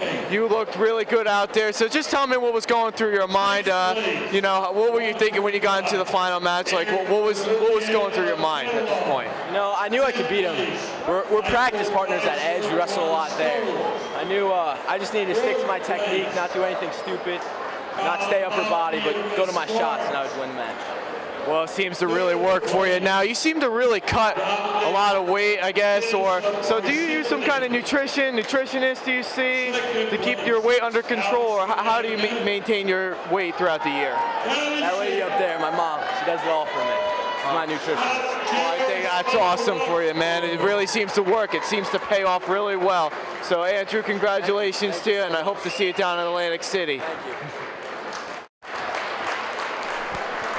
We're back. Joining me now is a different voice, a man who's had a rather successful day here so far. Congratulations. Thank you. Not only with Gage, who we kind of expected, but I'll tell you what, Dom DeGenna stepping up and taking that win there. May not have been popular over in the corner, but over there, but it was cheered universally, and I know he was happy. So to be honest, that's not my problem. We're going to go to the 160. We got Vincent Andriano, a senior from Del Barton, versus Evan Vasquez, a senior from Roxbury. And there's a big rematch from last season, or last year. They were in the MCT finals as well. Vincent Andriano was third in the region last year, made it all the way to state, wrestle back round 4, and won this match last year. So he was first in the MCT, where Evan Vasquez was 5th in the region and 2nd to him last year in the MCT. Vasquez is pushing the action. That's an excellent opening shot. Let me ask you this, just as a coach, when you wrestle a team like Del Barton, are really, good. How do you get your kids past the, that sort of aura in a sense where everybody knows they're a good team? How do you get them hyped up for that to go out there and compete? Because obviously Vasquez is pushing the action here and not sitting back. So I think as a team, we've had ups and downs. Where I felt our team wasn't prepared, even in the year 2017 when we won our state sectional title. Mm-hmm. Just not mentally prepared to go into it because you have that defeat in your mind. It's a mental mindset, and you have to get over those things. Just like right here, boom. That should be a takedown. He's behind. He's got to return to the mat. And it's a great scramble, but Lou Riccardi gives him the 2 on that. Once Evan stepped over the leg, that was 2, but now we're in a scramble, and it's not a reversal yet, but if he comes around the other leg, it will be. He should come back with a whizzer to prevent that. And that's going to be 2 right there. Tied 2-2 here. So, yeah, it's really, to me, it's a mental edge. We've been working with our wrestlers personally on overcoming those things and gaining that mental edge. So you just got to believe. I mean, everybody bleeds the same, sweats the same, cries the same. We're humans. You got to understand that. And if you've gone out and you've trained just as hard as anybody else, then you should believe that you can beat anybody out there on the mat. Exactly. I mean, there's just some guys, sometimes they get, you see it, and we've seen it how many times where you look and, somebody gets out under the lights and they just can't, it's a pressure situation. Here you are at the MCT. We've talked about how tough this tournament is. I just always wondered I was never that good, but I was just wondering when you get under those big, we never had the lights. Usually the only lights I was looking up at was when I was getting pinned, but it's all another story. Yeah, I mean, we work on mental prep quite a bit because, again, if you believe it, it's more of a chance for that to come into fruition than to happen. If you put in your unconscious mind, even if you're reading somebody who's, this kid's like 33-2 and I'm only, 21-8, already you've put in the back of your mind that I'm going to lose. Yes. So you can't do that, and you've got to kind of clear the unconscious. It's not a very easy thing to do. We've actually been working on that for mental preparation. I think that's one of the things that helped Domenico in his match against Oliveri. A great job by him, by the way. I mean, we both talked about this, and I talked with Ryan about this. Dom's done a great job. I mean, he's had a great career, but it's like an under-the-radar career if there was anything. You know what I mean? Like he kind of reminds me of, I'm drawing a blank on his name, but he wrestled for Watchung Hills a few years ago. And he wound up, he didn't win a state title, Mike Bangaldo. Oh, okay. And he was very good, but he just never had that big moment. Like he would always meet up with somebody from South Plainfield or something and not get that big win. I think this honestly is a statement win for Dom. I mean, he's always been good in the in the counties and everything, but now this kind of like sets him up there. Do you know what I mean? Well, I mean, this is his 3rd time in the county final. He walked off, 3rd time's a charm, huh? Yeah. His first year, he has Clark, who's an excellent wrestler. He's the sneakiest. I made those notes. Well, I'm not taking anything away from him. I'm just saying, as far as you see other people who have that credential, like a Glory or something like that. No, last year he hit Alex Straczynski. Yeah. And he shut down kind of in that match. We talked about that and overcoming those things. This year he gets Oliveri, who was a state champ last year, but he beat him over the summer. And I think that he felt in his head, I can beat this kid. And all along this year, he's beaten state qualifiers and this and that, but now he's finally beaten the state-ranked kid. Now, how does that, not to take away from this match as we're still 2-2, how does that affect going forward now that he's basically knocked off a former state champion?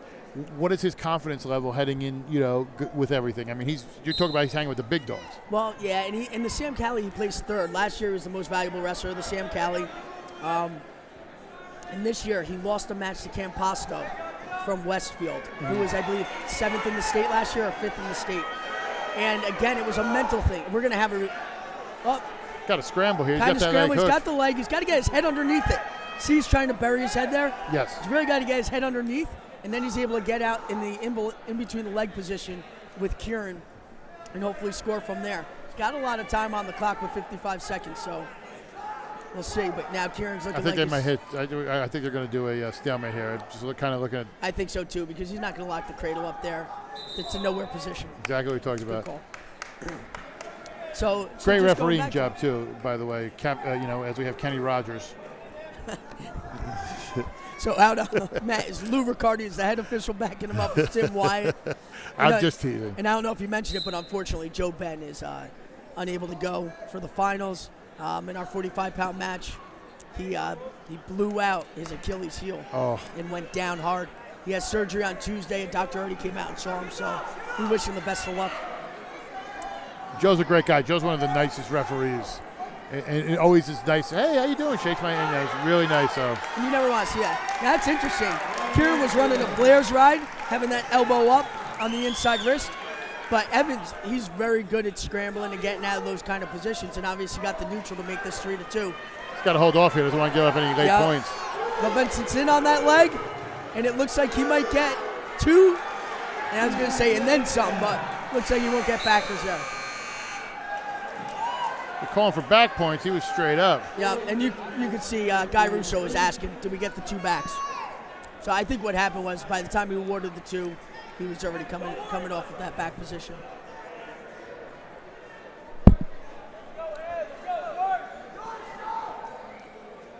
So interesting. Third period starting, and Evan Vasquez chooses the neutral position. Well, I think Andriano took defense, and Vasquez let him up. And he let him go. Because I think you're looking at it, he's getting good shots, and that might. No, I'm telling you what, that's a funk move right there. He can scramble, Evan.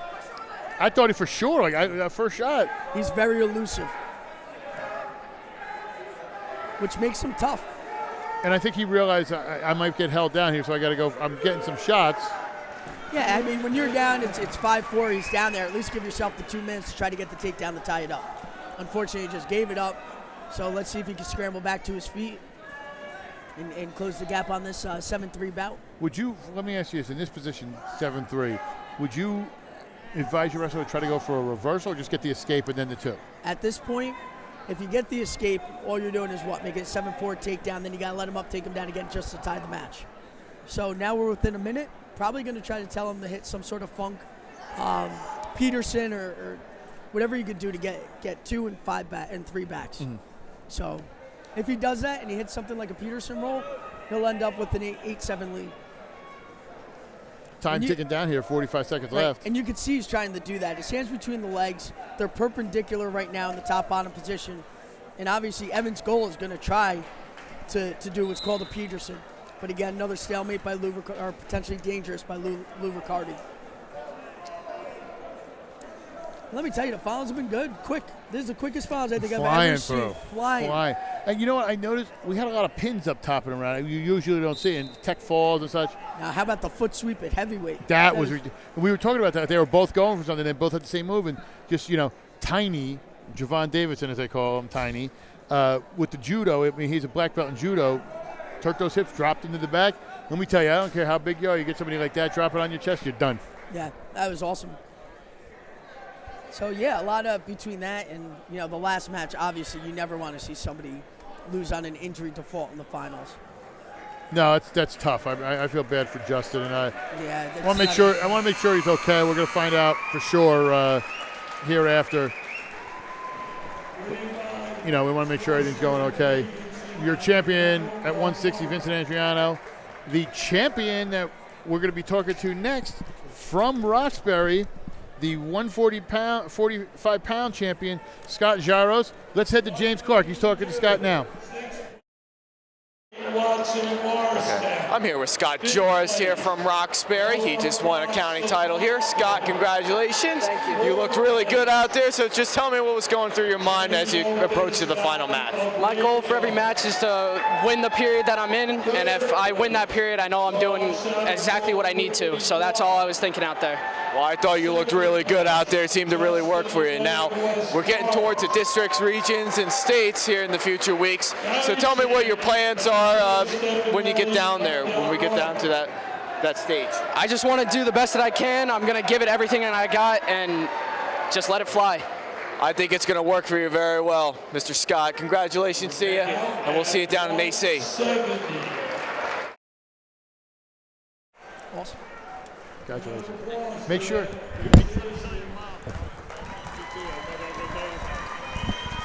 We're heading here. Do one commercial before we got a slight break. Can I guess? Take a guess. Sports nutrition. Let's do sports nutrition. Yeah. Champion Athletes Nutrition, WrestlerNutrition.com. Strength, endurance, fast recovery, improved performance, health, improved mood. Dan Warnikoff has 5 locations, 4 in New Jersey. Give them a look, WrestlerNutrition.com. You want a healthy way to lose weight and maintain your competitive edge? He's the man to go to. We're gonna, as we're getting the mat cleaned up a little bit here, is the 170. Actually, this is one of my favorite finals.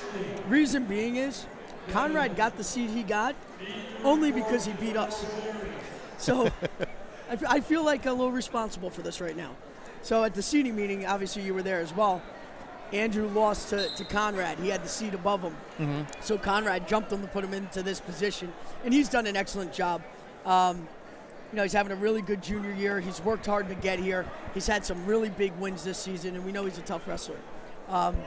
Also, AJ Lonsky, he was second in the Morris County tournament last year.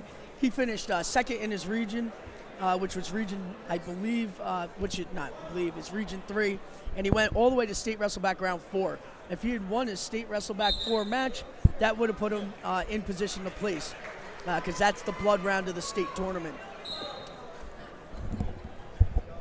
And also, just so you know, the way AJ Lonsky got here to the finals, he tech-falled his opponent in the opening round. Then he tech-falled his next opponent in the quarterfinals. I guess he likes really beating guys down instead of pinning them. Yes. And then he gets to the finals with a major decision, 11-3, over Nick Zara from Hanover Park. So.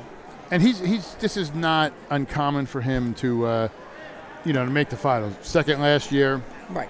I'm pretty sure, if I remember correctly, did he not make it his sophomore and maybe I think his freshman? I remember, he made it. Actually, his freshman year, he made it to the finals, and remember, it was a big deal because he was finally starting to come into his own. Yes. I'm pretty sure he's definitely in his own now by his senior year. But going back to Conrad, Rallo's an excellent wrestler from Roxbury. Yes. I believe he's state qualifier. Didn't do my research on that. Yes. But Conrad pinned him in 1 minute and 46 seconds, and then turns around, and Godfrey's a state qualifier who won his region, I believe, his freshman year. Yes. And then he turns around and beats him 4-1 to get to the finals. I'll tell you what, that's pretty impressive. That's something that, as he take down here, a nice drop to him, lets him up. This is kind of in Lonsky's wheelhouse.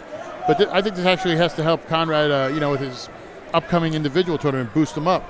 Oh, definitely. Definitely for a junior to go on the campaign that he's gone on this season and to win the matches that he's won, he's starting to prove himself.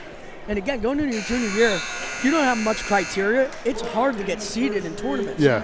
He's made his way, and then this is really going to carry into his senior year. You're going to see him get a lot of higher seeds and be a lot more successful. Especially next year. I mean, talk about him being here. I mean, he's going to be – you try to look at who you think might move up or, from lower weights. But, I mean, he's going to be in a solid position. Yeah, and, besides being a state place winner or qualifier, the next thing is MCT. And Yes. being in the finals is going to give him a lot of credentials for next year. Escape by Lancey. Got to give a shout out to his dad, Daniel, who I'm friends with on Facebook and is always posting martini pictures from various places as he's getting ready for stuff. Actually, he was pre-gaming, if I remember correctly, yesterday at the Market Tavern right up the street on 206, one of our sponsors. And their sister place, Market Place, right up 206 on the edge of Roxbury. After today, you can take me out for a drink. Oh, definitely. So, As long as my wife does, I have to make sure I get home so my wife's not at home spending all my money on random Disney trips. Oh. are you going to Disney? Oh, no, she's going with her sister at the end of the month. Without you? Yeah. That's excellent. It's actually more of a vacation for me because I'm staying home. I was just going to say that. Is she coming back to Atlantic City? Of course. She's actually, this is how her week works. She's going down to Disney, coming home at 9 o'clock that night, and we leave for Atlantic City the next morning. So she'll be home for 12 hours and then come down to Atlantic City. I spoil her. She's so lucky to have me. I know she's listening. I know. She's watching with my mother. And I can see her face right now. She's going to be like, yeah. I already know. I'm waiting for the phone to go off, too. Yeah. Well, this is interesting, too, because here we go, 45 seconds left. It's a 2-1 bout. So Conrad got taken down. 3-1. It's 3-1. I apologize. They got the board in hit the second on period, sorry. So it's 3-1, but a very close bout for – I don't know if you would expect this going in. Or if I said to you, hey, Conrad from Montville is going to be in the finals, you might look at me like I have three heads. To be fair, when I was looking over my predictions, this is why sometimes you don't, I'm not guessing at 100. You get guys who make a move and just have a really good tournament, and that's what Conrad has. He wasn't on my radar coming in, but I guarantee he's on my radar coming out. He will be. And you know what? Not for nothing. If anybody's covering Morris County sports, there's really only one guy, and it's you. Nobody else really covers it in the county. I know we have the daily record. The in-depth coverage doesn't happen. And now with Morris Sussex Sports jumping on board, the coverage is even better. I can't tell you how many coaches and people around this area told me they watched our West Morris match. They're going to be listening to this. So now the coverage is getting more in-depth. Yep. And you take way too much flack for doing reporting. People have to understand it's your opinion. Oh, I know. And that's the bottom line. And right now, just so you know, it's an optional start, which is a different way to release an opponent. Conrad on bottom, and now it's going to be a 3-2 match, so the gap's closed a little bit here. But going back to that, it's reporting. Somebody said to me, did you listen to the back points? Did you listen to this? I said, yeah. I said, what'd you think about Brower? Aren't you pissed off what he said, where Mendham is? I go, no. He's a reporter. That's his job. I'm not insulted. All I'm going to do is keep working and try to improve our wrestlers to the best we can be. And the rankings shake out in the end. Like, that's what people don't understand. You don't realize how late I am up at night, especially when we have the triangles of death and I'm trying to figure stuff out and it's throwing my opponent, And to be honest, I'd rather not be state ranked or be ranked at all. That was a nice little scramble on their feet. So Conrad's still avoiding the takedown, and he's in on a shot, but they're going to go out of bounds. We want to talk about who's watching. I want to give a big shout-out to Scott Masevsky, Andrew Masevsky's father, the greatest wrestler in the Parsippany High School wrestling program history, and who won a national championship this year for rugby at William Patterson University. Really? So thank you for watching there at home on the big screen. He's a huge supporter. He actually saw my nephew at IHOP a couple months ago. My nephew's 5'8", 5'9", 180 pounds. He came over and it was hilarious. He's like, you want to move here? Wanted it for the football team. So. Yeah, just going back, people have to understand you're a reporter. So for me, I never get insulted. When I talk to Pat Lanny over at NJ.com, I'm like, don't rank us. I don't want anybody to know who we are. Because at the end of the year, you're right. It's going to shake out. People are going to know, were you the #1 public school here in the Morris County tournament? Did you win the Morris County tournament? And rankings start to shake out. Even for me as a coach, it's hard for me to make match predictions until I see matches happening. Exactly. And then we can do comparables. So, you can go back and look at my previews. I purposely leave them up for the season previews. I can admit I was really wrong on some teams in your division on how stuff would shake out, and matchups too. But actually, not really, because your original preview had us third. Yeah, no, I'm talking like even other teams. You kind of see and you just know how it shakes out. But as we're counting down here, he's got to make a move. Connor's going to make a move. He does, and AJ's being very offensive, which is probably why Conrad's having such a hard time taking him down. A lot of times you see 3-2 bouts where it's a 1 point, where a guy's leading by a point, and they don't stay offensive, and that leaves them susceptible to getting taken down late in the match. AJ Lonsky just did a tremendous job of avoiding that situation. I am super impressed with Conrad here. Well, let's go from one Del Barton champion to another, James Clarks with Dante Stefanelli. Take it away, James. Sixth place. I'm here with Dante Stefanelli from Del Barton here at 152 pounds. He just won a Morris County title. Dante, congratulations to you. I know this isn't the way that you wanted to win the county title. It's unfortunate that there was an injury that occurred. But just talk about a little bit about how you prepared for today. I went into the day like every other tournament, just wanted to go out there, score a lot of points, work hard, wrestle the best I can, not really worry about my opponent. It seems to really work out for you. Now, from the way I look at it, Del Barton seems to be really close with, you guys are like a family of some sort. So, I know it's kind of far for you guys because a lot of you guys live, around the Morris County and other places. So, just talk about a little bit, what do you guys do after practice, or how do you guys stay close to try to be like a family-like kind of thing? I think our team's very close, and we all support each other a lot, and we definitely hang out with each other a lot after practice, if it's through playing Fortnite on the weekends or going to our kid's house, just staying close. Absolutely. Seems to really work for you guys. So, Dante, I just want to say congratulations to you, and good luck the rest of the season. And we're back. We're going to go in here with another matchup. So we're literally flying through the MCT this year.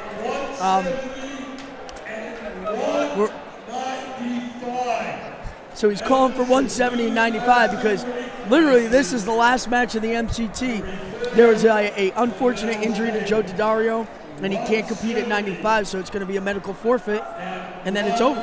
I know. And also next year, just so people know, the MCT will probably move up an hour. We eliminated clearing the gym, bringing everybody back in the gym, except before the finals, so at least we get a little earlier start time. I guess let's talk about this real quick, but Kieran Calavetti, excellent wrestler from Del Barton. He was first in the region last year. He went to state wrestle back round 2, and he was first in the MCT. He goes against Corrente from Roxbury, who last year really didn't do anything in the districts, but he came here, 20 plus wins coming in this year, and he's a great kid. I wish him congratulations on getting to the final and hopefully doing the job that he can do here in the final. Do you know what I noticed, and have you seen this, and maybe it's just we've talked about that switch people turn on. We talked about it with Dom. We've talked about other guys. When they hit that senior year and they realize it's the last year, you see these guys who are good and then come on out of nowhere and do really well. Have you noticed that with a lot of these seniors when they come out? Yeah, I mean, sometimes it's a little bit of a slow development. It depends how much wrestling experience they're bringing into it, into the season. But it's interesting to watch guys develop. Like for me, I watched a couple of our sophomores really develop today, and I saw some of it at the Sam Cali. But again, to me, it goes back to mental preparation.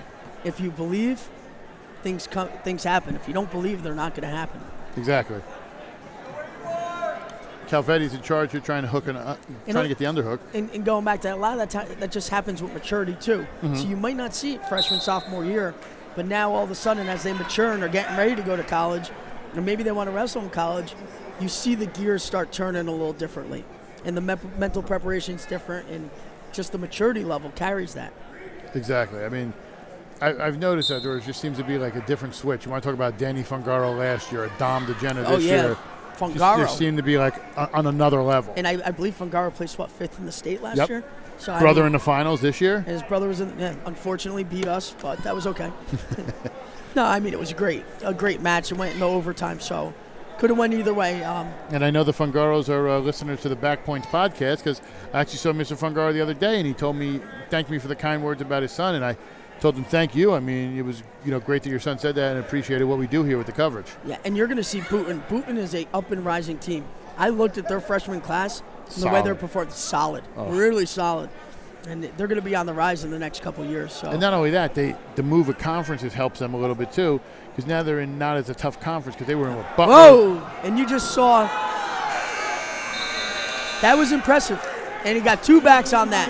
He literally just ran him over. Leads 4-0 headed in. But they were in with Butler. Whippany Park was really solid. Yep. So I mean, they had some really good teams with them. So you talk about that, and now they're in more of a, I don't want to say winnable division, but they're in a local division. There's no Del Barton or Hanover Park or Mendham. So that was a quick reversal. It was like a somersault out. So sorry, go back. But there's no no hammer teams like a Del Barton, a Pope John, a Mendham. None of those teams that scare people. You're saying we're that scary? Come on. I'll tell you what, you impressed a lot of people. I know a lot of people were telling me. I'll tell you who didn't impress, my in-laws, because now I'm never going over their house the next time you have a match and I have to come watch it. We like to be, what do we call it, silent assassins. But obviously, Kieran's an excellent wrestler here. And his record doesn't really indicate how good he is. He's 18-6 coming in, but Del Barton wrestles. An insane schedule. Yeah, beast in the East. They're in the Cali for whoever they could put in there. They wrestle Escape the Rock. And the MCT is no joke either. This is a serious tournament with a lot of state qualifiers here. So now he's putting in a little quick tilt. It looks like it was 2-1 counts, and he's getting no backs on that. What's interesting? It almost looked like if Mike could free his arm there, he might have been able to roll. And just post out. And post out and change positions, but it seems like he just has great wrist control. Yeah, it seems like he's a little bit overwhelmed right now. You see his head's in the mat, probably saying, holy crap, I got to figure out what to do here. So. And you look up at the time, you see it's ticking down. Right, we got 30 seconds left in the second, and it's already a 6-0 bout.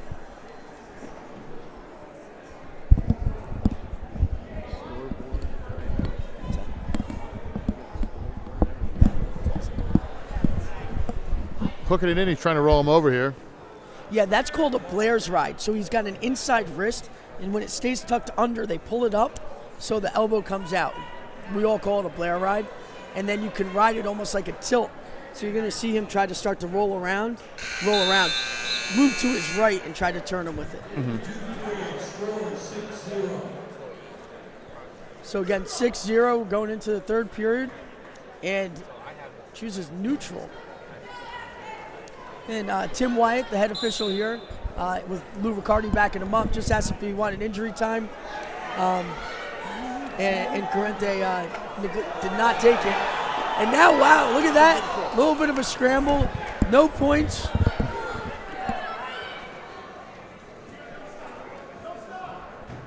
And Corrente's a little extended here, and it looks like there was a cradle locked. Had it hooked, he got the takedown. He looked like he had it hooked, but it was just going to be an odd way to get him over. Right, and he kind of just used that anyway I'll just take the two. Yeah. So Calavetti's dominating the match right now, 8-0. He's actually holding a major decision, not like Del Barton needs those extra points. They don't need those bonus points. No. So it's going to be actually pretty close to see who's the public school champ. We have to find out when we do it, but I know you guys were close. I don't know. No, but you were in the mix. I mean, you weren't. Well, we're not talking too far. The last time I looked, I think we're a half a point behind West Morris for second.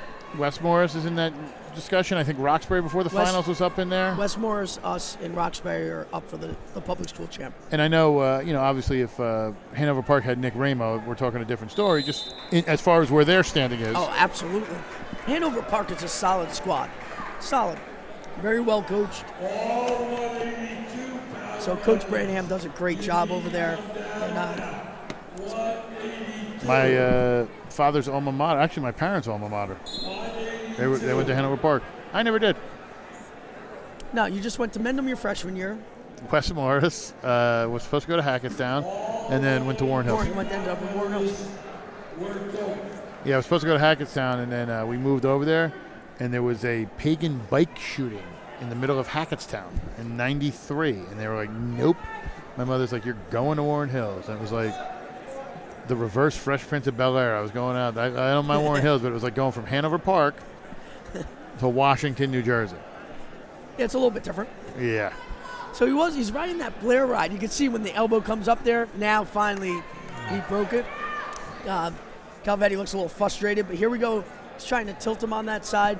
He's trying a bunch of different moves, but Corrente's trying to hold him off, obviously, as time runs out. Very nice job. You got an 8-0 major decision. Well, we're going to go from one Del Barton champion to another. Kieran Calvetti, we're going to go to Vincent Andriano, the champion at 160. Take it away, James. So I'm here with Vincent Andriano right now from Del Barton. He just won a Morris County title. Vincent, congratulations. You looked very solid out there when you were wrestling. So just kind of go over the techniques that you've been doing to prepare yourself for this tournament today. I mean, every day in the practice room we go hard. I mean, AJ, we work together. We always get a good drill on neutral. It's something that we try and be the best at. We always hand fight, try and work on that, top and bottom, good single wrist stuff like that. Just try and work hard on everything, try to become overall the best. Well, it seems to really work out for you there, sir. Now, another question is, what technique, what position have you been working on the most this year? Definitely top. Last year I struggled with turning kids. I think I'm having a lot more success this year turning. I didn't turn him in the finals, but I think throughout the tournament I've been doing a lot better job trying to turn kids. Well, it seems to really work out for you. You really look solid from the top position. So, Vincent, congratulations to you. I expect you to do big things down in Atlantic City, so good luck to you the rest of the way. That's going to be an interesting situation here as we're just going to have a hand raised. Due to an injury, Joe D'Addario cannot wrestle, so Luke Jaconis will be your 195 champion.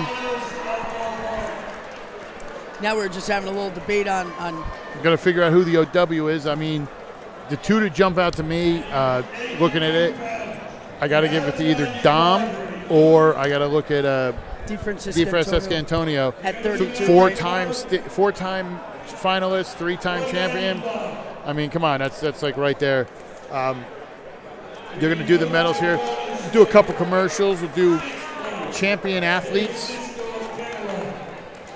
Strength, endurance, faster recovery, improved performance, health, improved mood, body composition, growth analysis, customized nutrition plan. Dan Warnikoff does a great job, and it's shown here as Nico Nardone, Anthony Clark, and Dom DeFrancisco Antonio are his clients.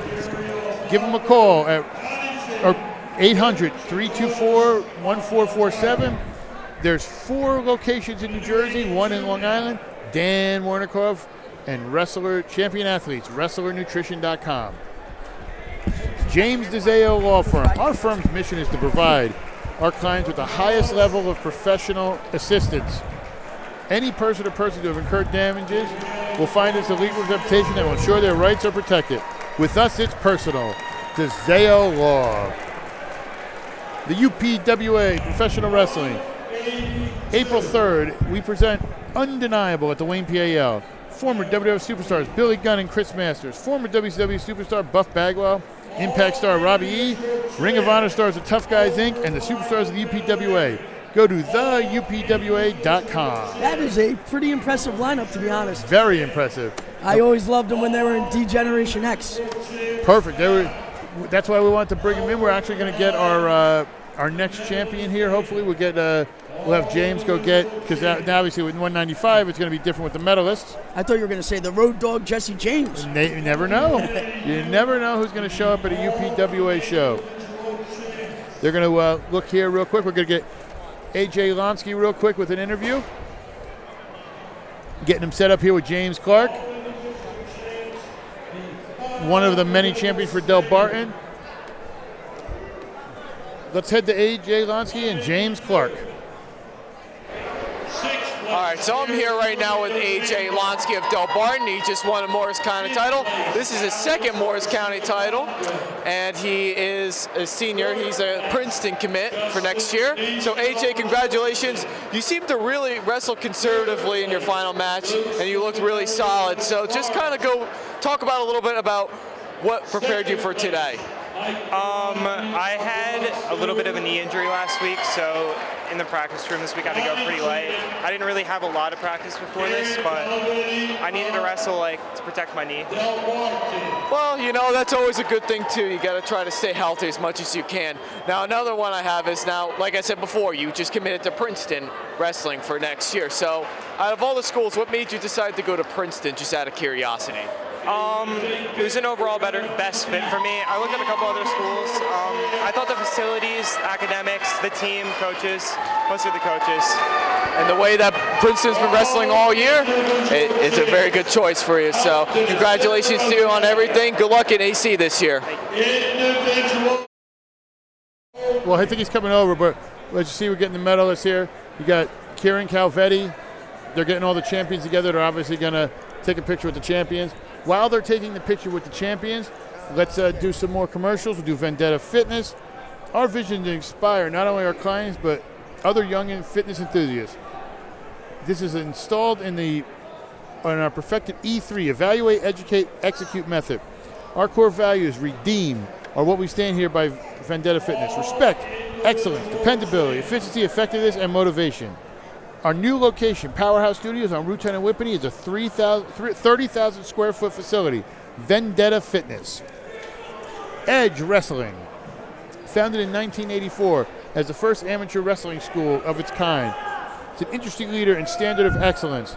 Over 3 decades of experience, unmatched history, and track record. A proven system of training. For more information, call 973-337-1337. And Marketplace Tavern. At the Marketplace Tavern, Market Tavern and Marketplace, our goal is to satisfy our guests every time. Located in Flanders on Route 206 with 23 beers on tap, flat screen TVs, and a new menu.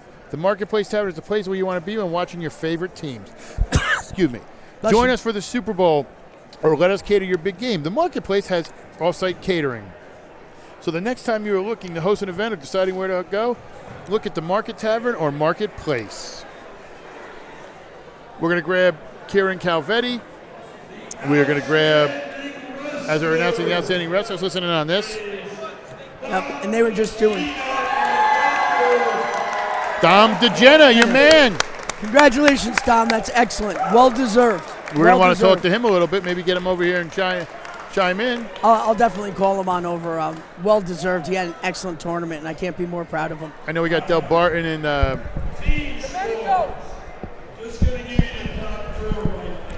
so he'll come over for a second interview. First off, congratulations. Well deserved, man. I'm so proud to coach you. Thank you. Coach Big, thanking. Congratulations, Don. Well deserved. Very well deserved. We're waiting here as we're here. I think you won. I think you got second place. We got second. Mendham got second place. I guess we're the public school champs. That target on your shoulder. Again? Oh, I guess I am. Okay. All right, so I'm here with Dom DeGena yet again. He just won Outstanding Wrestler. It was well deserved, by the way, Mr. Dom. I think he wrestled really well today. So what does it feel to win Outstanding Wrestler here at the Morris County Final? It feels amazing. I'm really honored to get this award. I mean, I'm really happy with my performance, and I'm excited for the upcoming season. I think that's really going to work out for you there. So another question is, you're Arizona State commit for next year. So what made you decide to go to Arizona State out of all the schools that you've gone to and wrestled and everything? Just talk about what made you go to Arizona State just out of any school in D1 wrestling. Arizona State's pretty special because the coaching staff's amazing. I mean, it's a beautiful campus, beautiful area. I mean, I loved the place. I fell in love when I went for my visit, and it just seemed like a perfect fit for me. Well, I think you're going to do some success over there. So, Dom, congratulations to you. Hope to see you down in AC.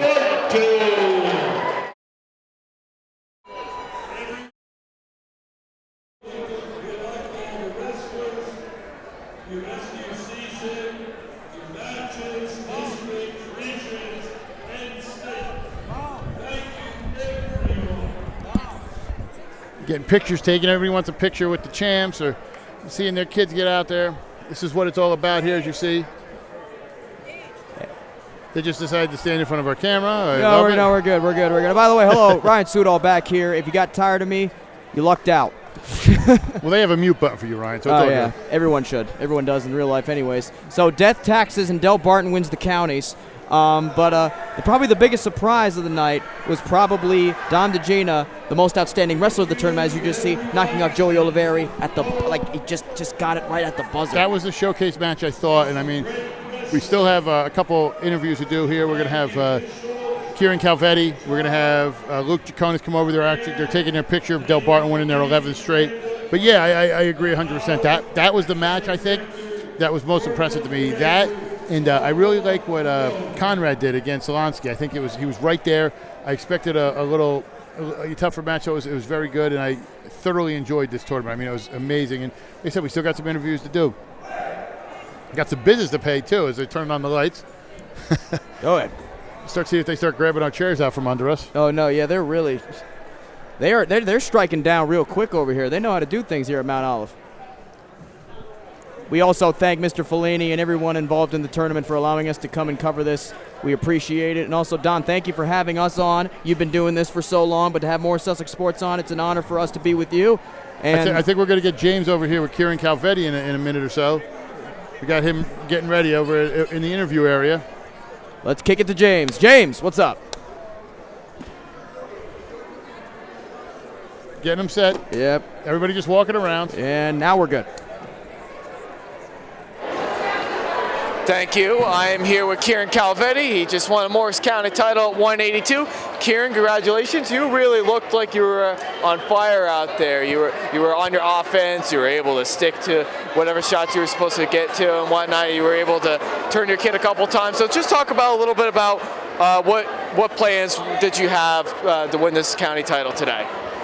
Going into it was really mental. The whole thing was mental for me. I think as the seasons progressed, I started realizing that I can compete with better and better opponents. So really just improving on my game, working on things that I do wrong in matches and in practice, and really just leaving it all out on the mat. I think it's really working out with you with all that success. Now, another question is, now you're a senior, right? This is your junior year. Okay, so you got one more year. Have you thought about wrestling in college at all, or do you think about any kind of schooling you want to try to do after high school? Yeah, I definitely plan on wrestling in college. I still haven't decided what level. I guess I'm just going to wait and see how it fares, but really just right now focusing on high school, enjoying the experience, and then whatever's to come will come. Yeah, absolutely. That's a great way of looking at things here. So, again, this is Kieran Calvetti. Congratulations to you, sir. We'll hope to see you down at AC. Thank you. See you there too. Thank you. We're going to be grabbing Luke Jaconis. He's roaming around a little bit. He'll be the 195 champion, and we're going to talk to Coach Stoll. But, I mean, you want to talk about a tournament. This is one of the best tournaments in the area, and it's obviously been proven as we get Luke Jaconis coming in. Get him on the live feed, talk a little bit, get him set up with James Clark. But Del Barton, you want to talk about the storylines? I'm very impressed with Mendham's performance here, and Westmore's as well. But you know what? We got Luke Jaconis over here. He's going to be here with James Clark. Let's send it to James. Here we go. I'm here with Luke Jaconis. He is a transfer from Don Bosco Prep this year. He just started wrestling a couple of weeks ago. Luke, congratulations to you on a Morris County final. Now, unfortunately, this isn't the way that you really wanted to win a county title, and it's unfortunate that your opponent got injured. So just talk about a little bit, how did you prepare yourself for today? I mean, like, Del Barton is a great school, great practice room. Working out with coaches, definitely helping me out for March. And that's basically like the goal. Everything's practice for March. And I was kind of disappointed I didn't get a match today, but I'll see him down there. So. Well, I'm sure you'll have a lot of success down there this year. Now, another question I have, which I thought was interesting in the preseason, you transferred from Don Bosco Prep. Now, your older brother, you had an older brother that wrestled for Don Bosco. You had two older brothers, correct, that wrestled for Don Bosco. And then you were at Don Bosco last year, but then you decided to transfer over to Del Barton. So what made you make that decision to transfer over to Del Barton? Like, Don Bosco is a great school, no problems with it, but I just felt it wasn't the place for me. And fast forward into Del Barton. Del Barton's a great school, great academics, definitely could prepare me for college. So I thought that was definitely the best choice for me. Well, it seems to really work for you so far. I mean, Del Barton's a great wrestling school. You guys just won another county title, which is impressive. So, congratulations to you. Hope to see you down in AC. And we're back here. As you see them breaking down the mats. And things are banging all over the place over here. Heads up. We're going to get Coach Stoll set up for one more interview. The head coach, the 11th straight for Del Barton. Coach Stoll, this is old hat to him. He's actually standing this time, so we're going to send him because he didn't get to sit like last time. Send it to James with Coach Stoll. Alrighty, thank you, Donald. I'm right here with head coach Stoll from Del Barton. He just won another team title. Coach, congratulations to you. That's a big for you there. So just talk about how did you prepare your wrestlers to get ready for today? Well, first I'd like to compliment you on that great hair. I mean, I used to have long hair like that. I just cut it, so I feel a little jealous right now. Well, I'm glad you enjoyed that, Coach. It was a really good performance. Obviously, we're happy with how most of the guys wrestled. I think we also saw a lot of deficiencies and stuff that we need to work on. But at the end of the day, you go 8 for 8 in the finals. You got to be pretty happy and satisfied with that. It's unfortunate. 2 of our guys ended up winning by 1 medical forfeit, 1 injury default. I think we would have seen 2 pretty competitive matches there, and that's unfortunate. But hopefully we can get to run into those guys later on in the year. Yeah, absolutely. This has to be probably one of the best appearances of Del Barton I've seen here at the Morris County Finals. So that's something that you've really got to be proud of your wrestlers, really wrestling hard today. And for those who won by medical forfeit, it definitely is unfortunate for that to happen. But it got you to where you are today, so that's something that you should definitely be pleased with, and I'm sure you are. Now, another question is, AC is just around the corner. You always have state medalists or something, state champions. You never leave AC empty-handed. So what's the preparation that you're going to prepare for your kids as we're heading into these future weeks of the season? I mean, the goal's been the same since the beginning of the year. Since the last day we left Atlantic City, it's to get as many guys there as we possibly can and get as many guys on the podium and on the top of the podium that we can. So that's something we talk about from the first day of practice, and every day we have a countdown in our room. It's the focus of this team. It's what drives us. So we got to start ramping it up a little bit. As I said, we got a lot of things that we need to be working on, so we got to get a little more, get a little better shape, get a little more physical, fine-tune some techniques, and hopefully when we get down to Atlantic City, we put our best foot forward. Absolutely. I wouldn't doubt to see any of your guys down in Atlantic City coming out of there with medals. So, Coach, congratulations to you on a job well done that you did. You guys looked awesome out there. Good luck the rest of the season, and we'll see you down in AC. Thank you. I'll tell you what. Great job by James Clark today with the interview. Shirt's a little big. It's almost like it's for a bigger guy, but that's okay. It's almost like that shirt would be on a bigger guy, but great tournament. Good job. Thank you so much for having me. Thank you so much again. Great job, James. Give you team scoring, final team scoring. I'm going to give you the top 10. Kinnelon finished 10th with 67. Jefferson 9th with 79. Randolph 8th with 89.5. Mount Olive, the host, 107.5. Montville, 118. Hanover Park, which did wrestle without Nick Ramo, who I actually heard will be back for the individual tournament in district. So he will be giving it a go. They finished 5th. Now here's where it gets nice and tight for who won the title for best public school in Morris County. Central, 150. Roxbury, 150.5. Mendham, 153. And then Del Barton with 280. Measly 280, but who's counting? You could have combined Roxbury and Mendham, and they would only beaten Del Barton by 10 points. That shows you the prowess that Del Barton has over every single program in the county. Who knows when they are going to be stopping? And actually, that's what I want to ask you. When is this, if ever, is this going to stop? You know what it is? I don't even want to say it can, because Del Barton gets the finalists. They get the people. But what happens in these tournaments and how you accumulate the points is those guys you don't expect getting to the semifinals, the quarterfinals, advancing. They have such a deep team that these kids actually wrestle and get to a point where they keep winning and winning. So while they may not have the most champions or have 2 or 3, the other guys who have advanced to 3rd place, 5th place, that's how they accumulate these big points. And honestly, it's also the talent, not only the talent of the wrestler, the coaching staff. Coach Stoll and Coach Russo are the perfect. I almost call them the yin and the yang, because Coach Russo to me is always that kind of hammering fist, like he's the fire, and Stoll is the one that kind of knows to certain wrestlers and how to talk to them, and it just works super well, and they have such a great setup over there. It's just been they do a great job, and like I said, I wasn't shocked that this is such a big win. I mean, they've had a very, very good run here, and you talk about 11th. They've dominated the previous record by Jefferson. That was during the early 90s, which actually Coach Piotrowski from the Hall of Fame we were talking about earlier was actually a part of. So you're talking about a little history that they're here on the 11th, and as far as with Jefferson back in the early 90s and that great run they had. Well, folks, we appreciate all of you watching today. Donald Brower, Ryan Sudo, and our whole crew, thank you so much for watching. We got to pay some bills first. But we got to pay some bills first. I apologize, folks. Go ahead. Champion Nutrition, WrestlingNutrition.com. Strength, endurance, faster recovery, improved performance, health, improved mood. Dan Warnikoff has one of the best facilities in the area, 4 in New Jersey, 1 in New York. 800-324-1447. DeZeo Law. Our firm's mission is to provide our clients with the highest level of professional assistance. These are just not words, but the values that drive the attorneys, paralegals, and other professionals in our firm. DeZeo Law. With us, it's personal.